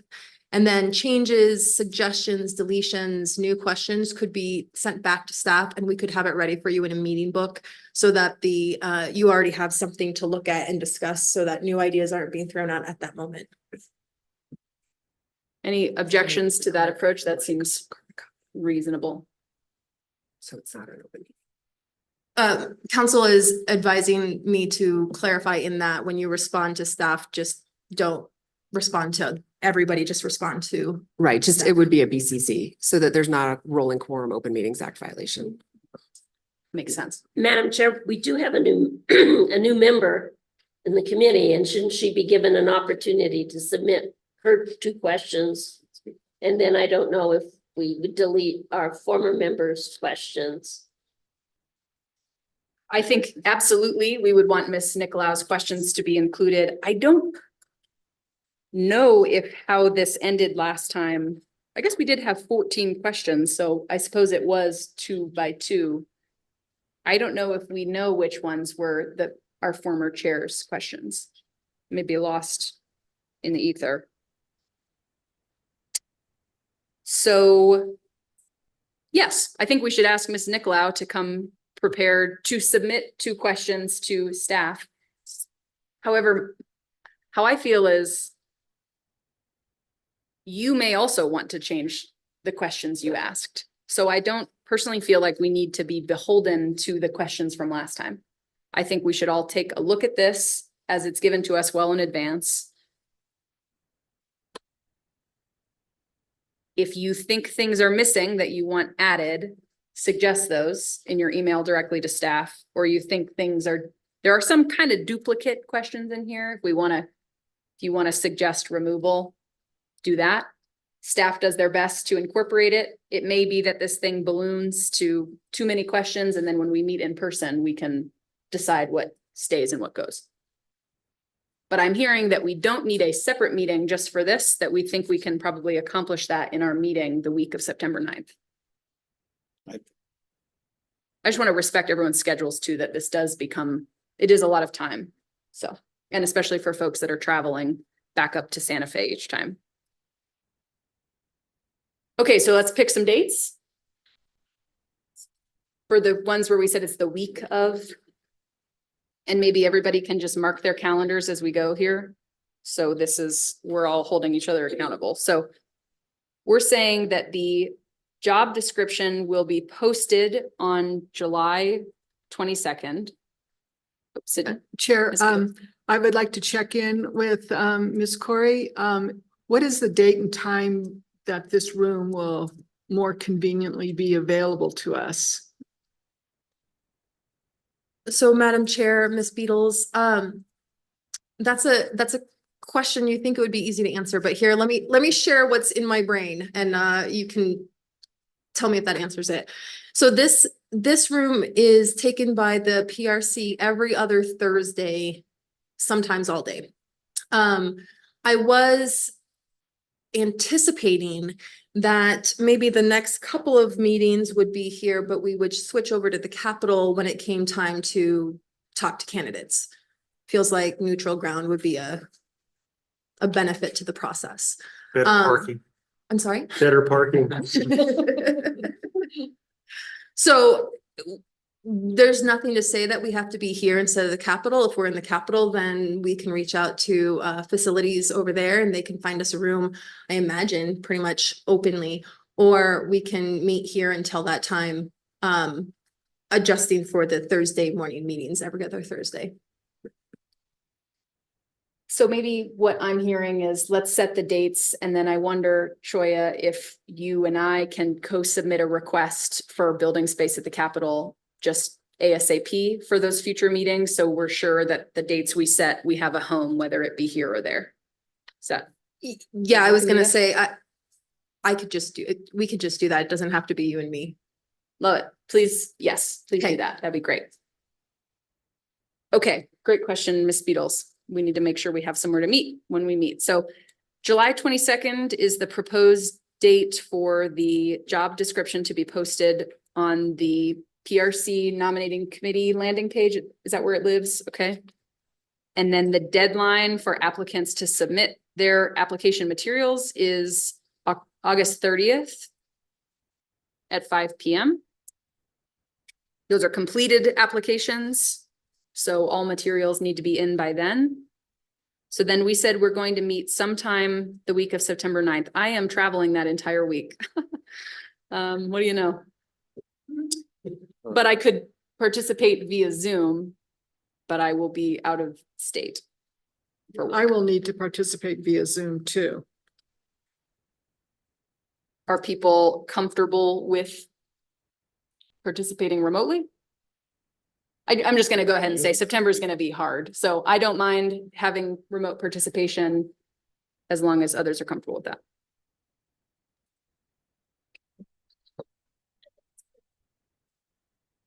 So my availability that week is only on September 9th, Monday, September 9th. Does September 9th work for everybody for the meeting? Works for me. Yes. Start time 9 a.m. 10 a.m. I gotta look. 10 a.m. Whatever you want to do. 10 a.m. would be better, Madam Chair. Ms. Nicolau, can you repeat that, please? Yes, Madam Chair, 10 a.m. would be better on that day for me. Okay. So let's say Monday, September 9th at 10 a.m. We are having our meeting to review candidates and discuss our questionnaire. So in advance of that is when we'd ask to receive that questionnaire draft that we all submit language requests back to staff about. Candidates would then receive the questionnaire and it would be open to them until close of business on Friday, September 27th.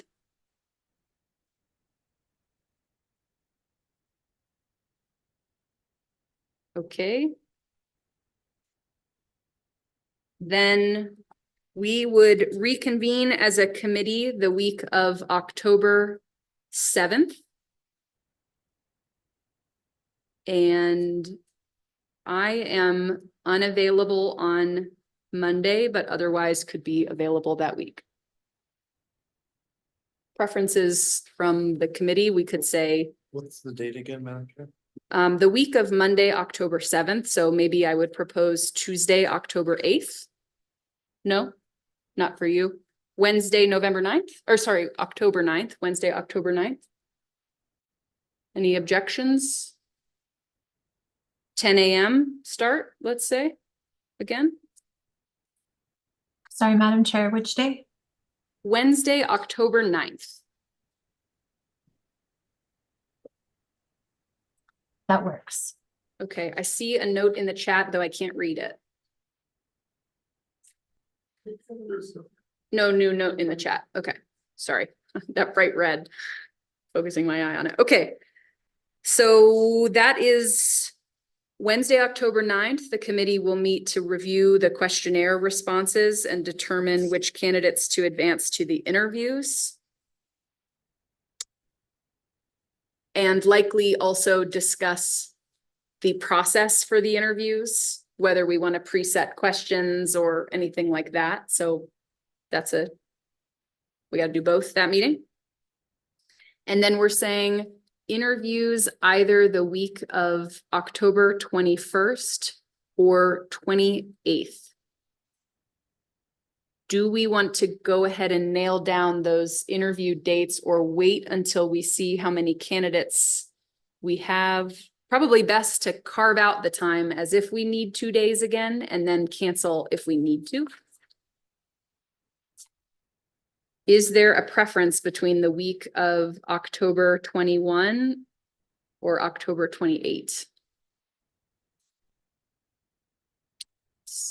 The week of the 21st. I'm good except for Tuesday. So Wednesday, Thursday, maybe? Does that work for everybody?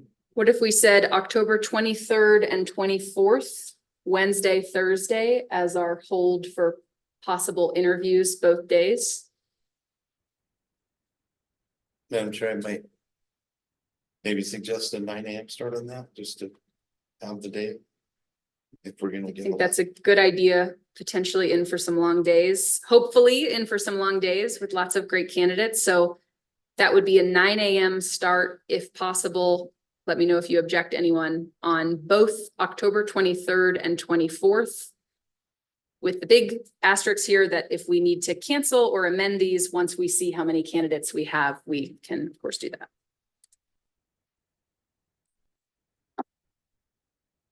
Okay.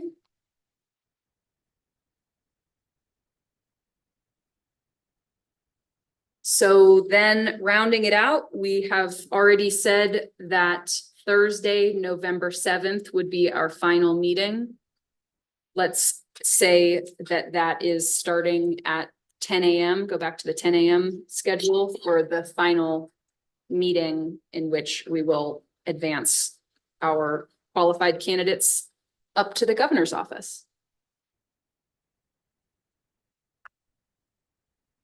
Does anyone need those dates repeated? Or are we good? Madam Chair, this is Catherine Nicolau. Please. The only one on October 9th, what time are we meeting? October 9th, we said 10 a.m. Thank you, Madam Chair. Does that works okay for you? Yes, it does. Okay, super.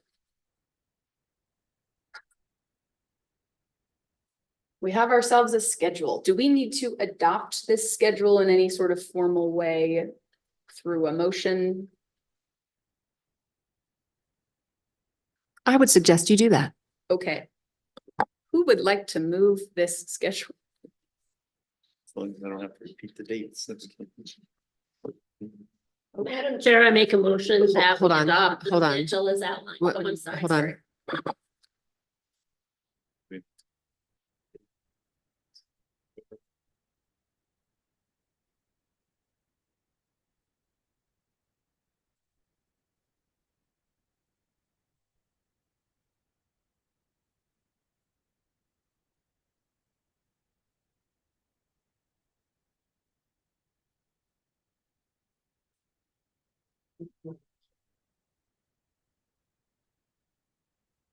Okay, you can proceed without adopting it.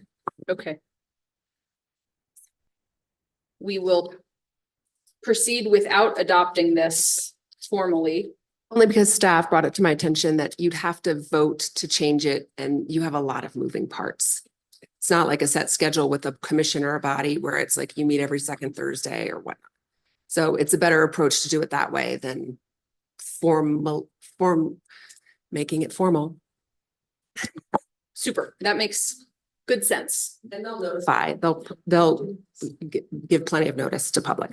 So maybe a request to Choya and team, if you could email the committee members the proposed schedule, and I also imagine post it to the website for the public. Madam Chair, I was planning on just plastering it everywhere, including on your calendars, on our website, on flyers. Yes, it'll be very obvious.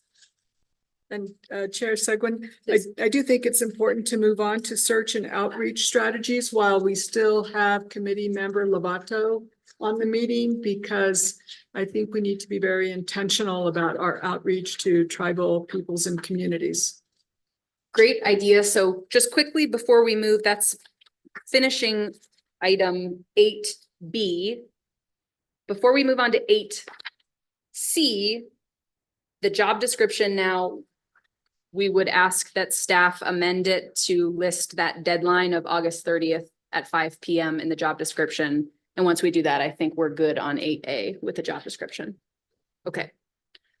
Great point by Ms. Beadle. So let's talk about 8C, search and outreach strategies. Ms. Beadles, do you want to open us up here?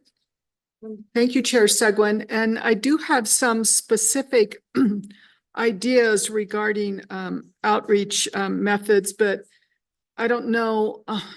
Let me just rattle through them and I can discuss them more, because I would like committee member Lovato's and Nicolao's responses to this. I think with respect to reaching out to tribal peoples and communities, we probably should consult with the New Mexico Indian Affairs Department. In addition, we may want to advertise in Navajo Times and potentially communicate directly with the office of the president, Navajo Nation President Nigan, to be included on one or more of his weekly radio addresses. Sometimes those are organized by topic. Additionally, it's been suggested to me by two members of the Navajo community that we also do some spots on KNDN and KTNN radio stations. And lastly, consult with, and I can list these later on too, if necessary. And also consult with the Navajo Nation Agency Council, because there are just too many chapters in New Mexico to reach out to them one by one, because I think that it would entail someone really going to them personally, and there are 56 different chapters in New Mexico, but they are organized by agency councils. And perhaps if we go to the agency council website, the Navajo Nation Division of Community Development, we can ascertain the best way to get the word out. And lastly, there is the Navajo Nation Council Caucus of New Mexico Delegates. Now, recognizing that this is specific Navajo-oriented outreach and that we are many other tribal groups in New Mexico, these are my suggestions. Thank you. Thank you, Ms. Beadles. Mr. Lovato, I know you'll have to jump shortly. Do you want to respond or add some other ideas in the hopper for outreach? I think Sydney's spot on, actually. I can certainly, and I'd be willing to assist with, I think she covered the Navajo Nation pretty well. We just would need Mescalero and Jicarilla. And then I think the Pueblos, we can do it through APCG. Is probably the appropriate forum. That's the All Pueblo Council of Governors. Former Governor James Mountain is the chair there. I can provide contact info for that organization. Thank you. Would it be worth, do you all think it'd be worth going into maybe doing something with the statewide, with the cooperative, with the statewide? What do you think of that, Sydney? Thank you, Ron. I think that's an excellent idea to coordinate getting the word out with the New Mexico Rural Electric Cooperative Association. And but that does not include Kit Carson, so maybe plus Kit Carson. plus kit, yeah, and I can connect with Luis Reyes in that regard as well. So But- to clarify, are we directing staff to do this outreach, Sydney, or are you and Mr. Lovato? How are we doing this? And Choya, please. Yeah, Madam Chair, if I may, I would actually ask anybody, any of the committee members who have ideas. I mean, unless I hear otherwise, it sounds like an all of the above approach, right? Everything, all of the above. So any committee members that have ideas on where we should target, how we should target, I don't see why they couldn't just reach out directly to us and we will make every attempt to make it happen. So I'm hearing this list of ideas and then any we come up with next, but also if committee members have other ideas, they can email Choya directly to post things in certain locations, the job description in certain locations. Madam Chair, yeah, and also that those lists, Sydney rattled them off so quickly, I couldn't actually take them all. So, I mean, I will follow up with Ms. Beatles and Mr. Lovato separately and just have an open dialogue about where we should post and how we should post and what media and sources. Okay. We also, last time I recall that I think it was our chair and secretary co-authored an op-ed about applications being open that was published in the Albuquerque Journal, if I'm not mistaken. I imagine that seems like a good thing to do again. Why not? Is that something staff could help with, drafting an op-ed that Mr. Baldonado and I could review and sign and submit? Madam Chair, I'm getting a thumbs up from our PIO. So he should, he's great at his job and can help us and you with any of that. Great. How about, did we post it to LinkedIn or Indeed? I'm seeing a thumbs up, so maybe directing the team to post it to LinkedIn and Indeed again. And then I would encourage committee members and your networks and anyone watching this to, of course, share this far and wide within your individual networks as well. Where else are we missing? In addition to the op-ed, is there outreach to other media? You know, is there a press release? Probably a press release should go out from the commission team. Madam Chair, yes, I was anticipating a press release, at least one.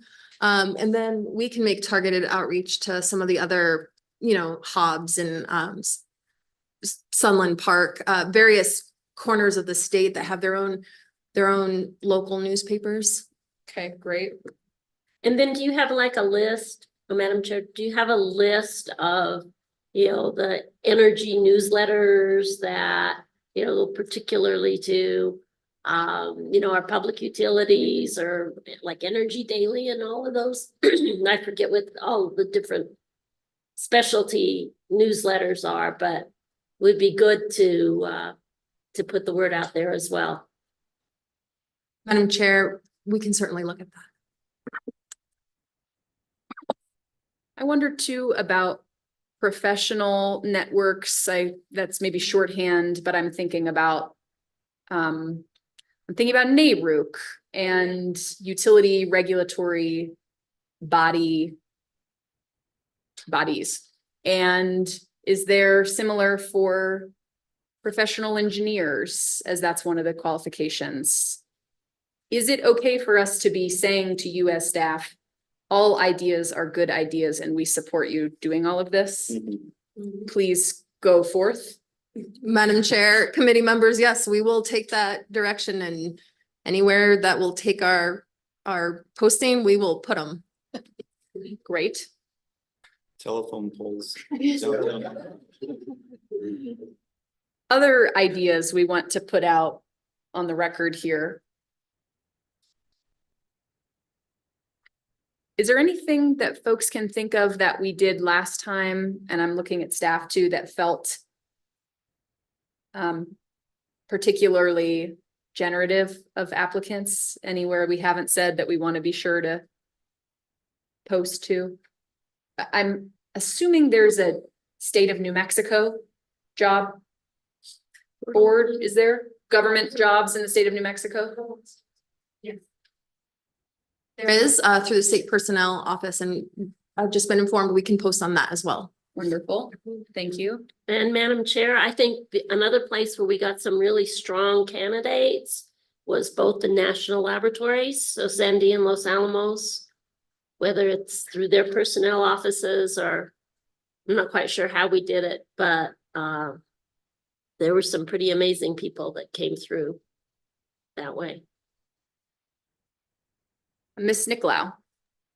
Thank you, Madam Chair. How do we feel about the New Mexico Chamber of Commerce, organizations like Albuquerque Regional Economic Alliance, or the New Mexico Technology Council? I can send those to Choya if that's appropriate.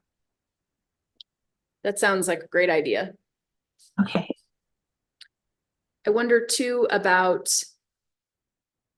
in terms of these professional networks, is there one for licensed attorneys in New Mexico, get the Bar Association to distribute it? Madam Chair, your comments made me think, the PE board, the professional engineer board, the the public accountants, CPAs, the Society of CPAs, the bar, we'll review the statute and see if there's anything else that obviously comes to mind, but professional licensure bodies and or membership organizations.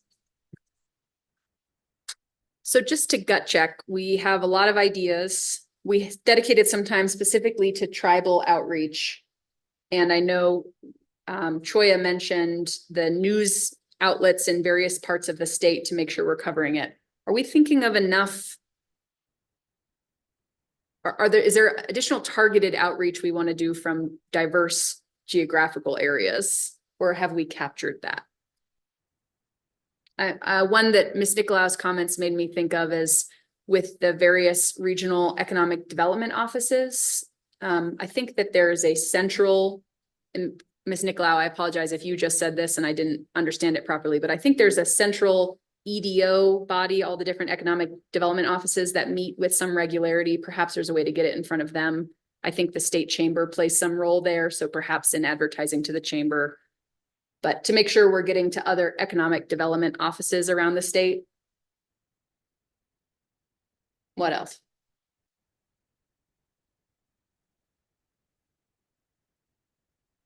Okay.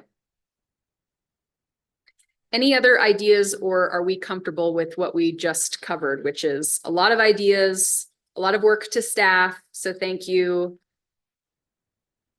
And all advertisement by staff using their best judgment is something that this committee supports you doing. And all of us should lean into our own personal networks. Okay. Any other discussion on 8C? Okay. 8D is review of potential candidates.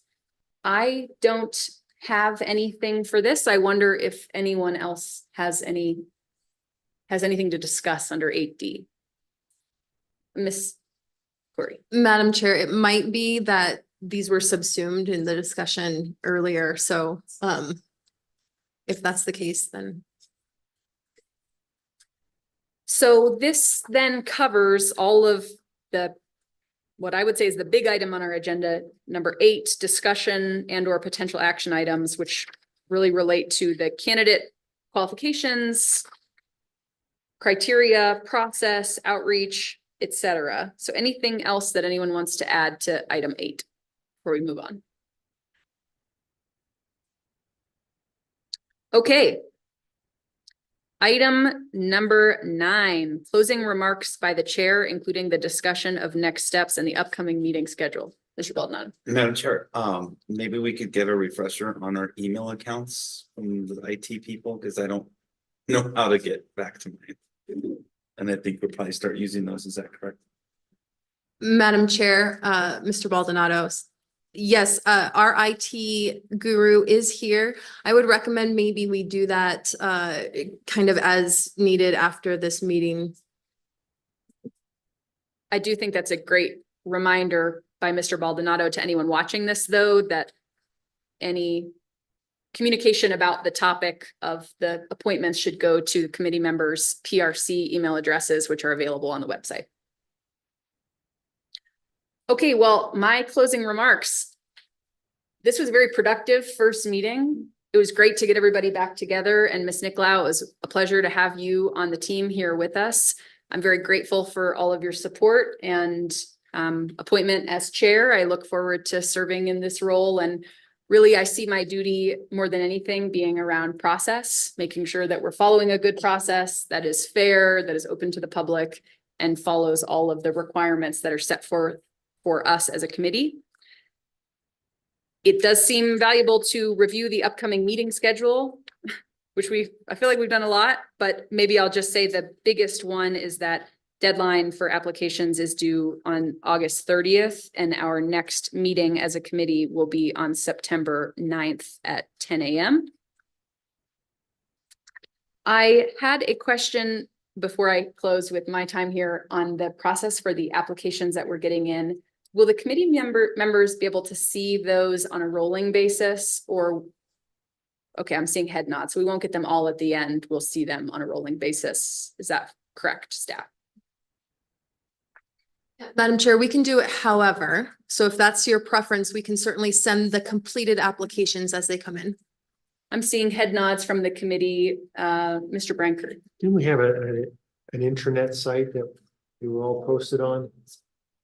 Yeah, So rather than you sending them to us, that we just got posted on the intranet site? Ms. Valencia.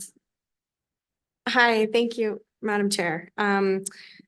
This is, last time we used Board Effect, I believe, and you all had logins to Board Effect. And so that's what I was thinking that we would use again. We can post everything to Board Effect on a rolling basis as we receive them and are able to review them.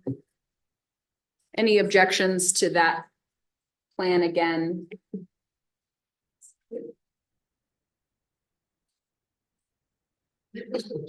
Apology, I'm sorry to jump around. I know we've already finalized the job description that staff is working on. Is there anything on that job description that makes clear to applicants that their materials are public? Oh. Because they are. And it would be good to let people know that, although I think it should be assumed that if you're submitting something to the state, it's available, but let's make it really clear.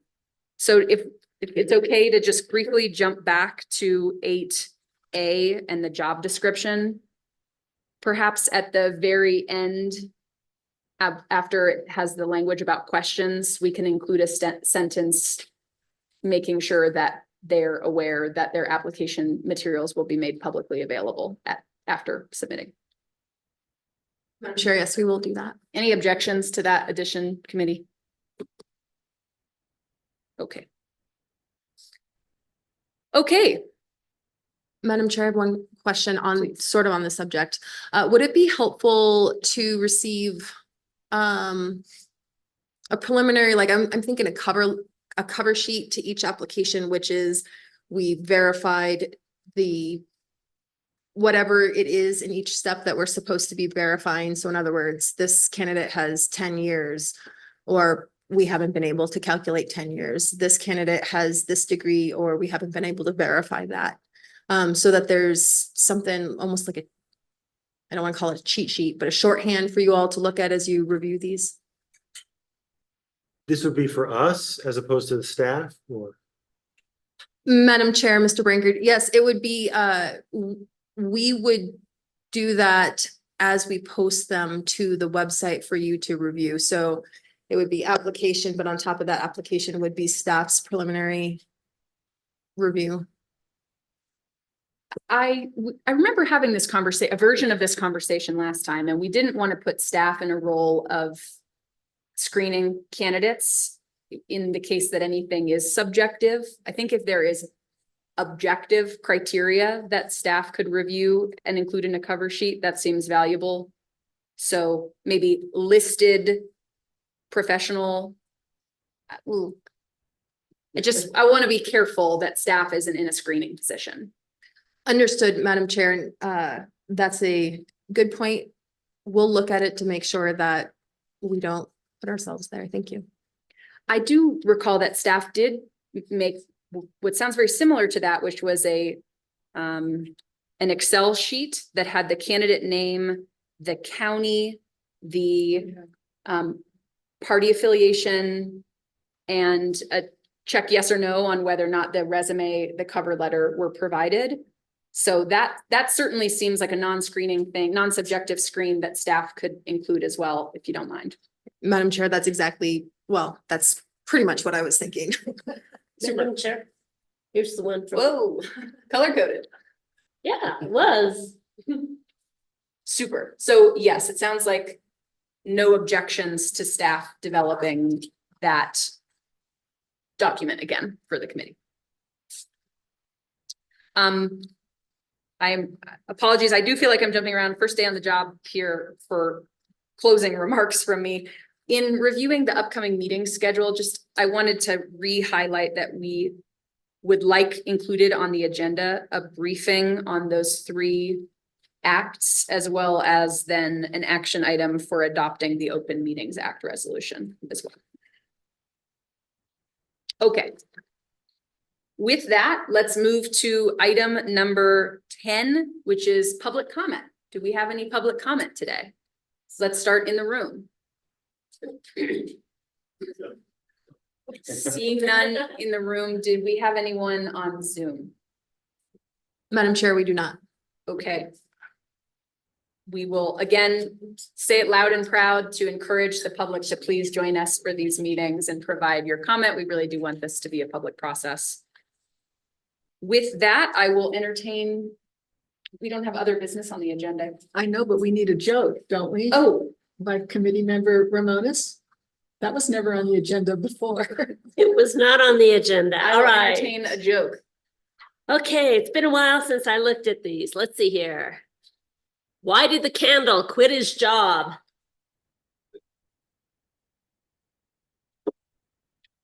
Please. He was burned out.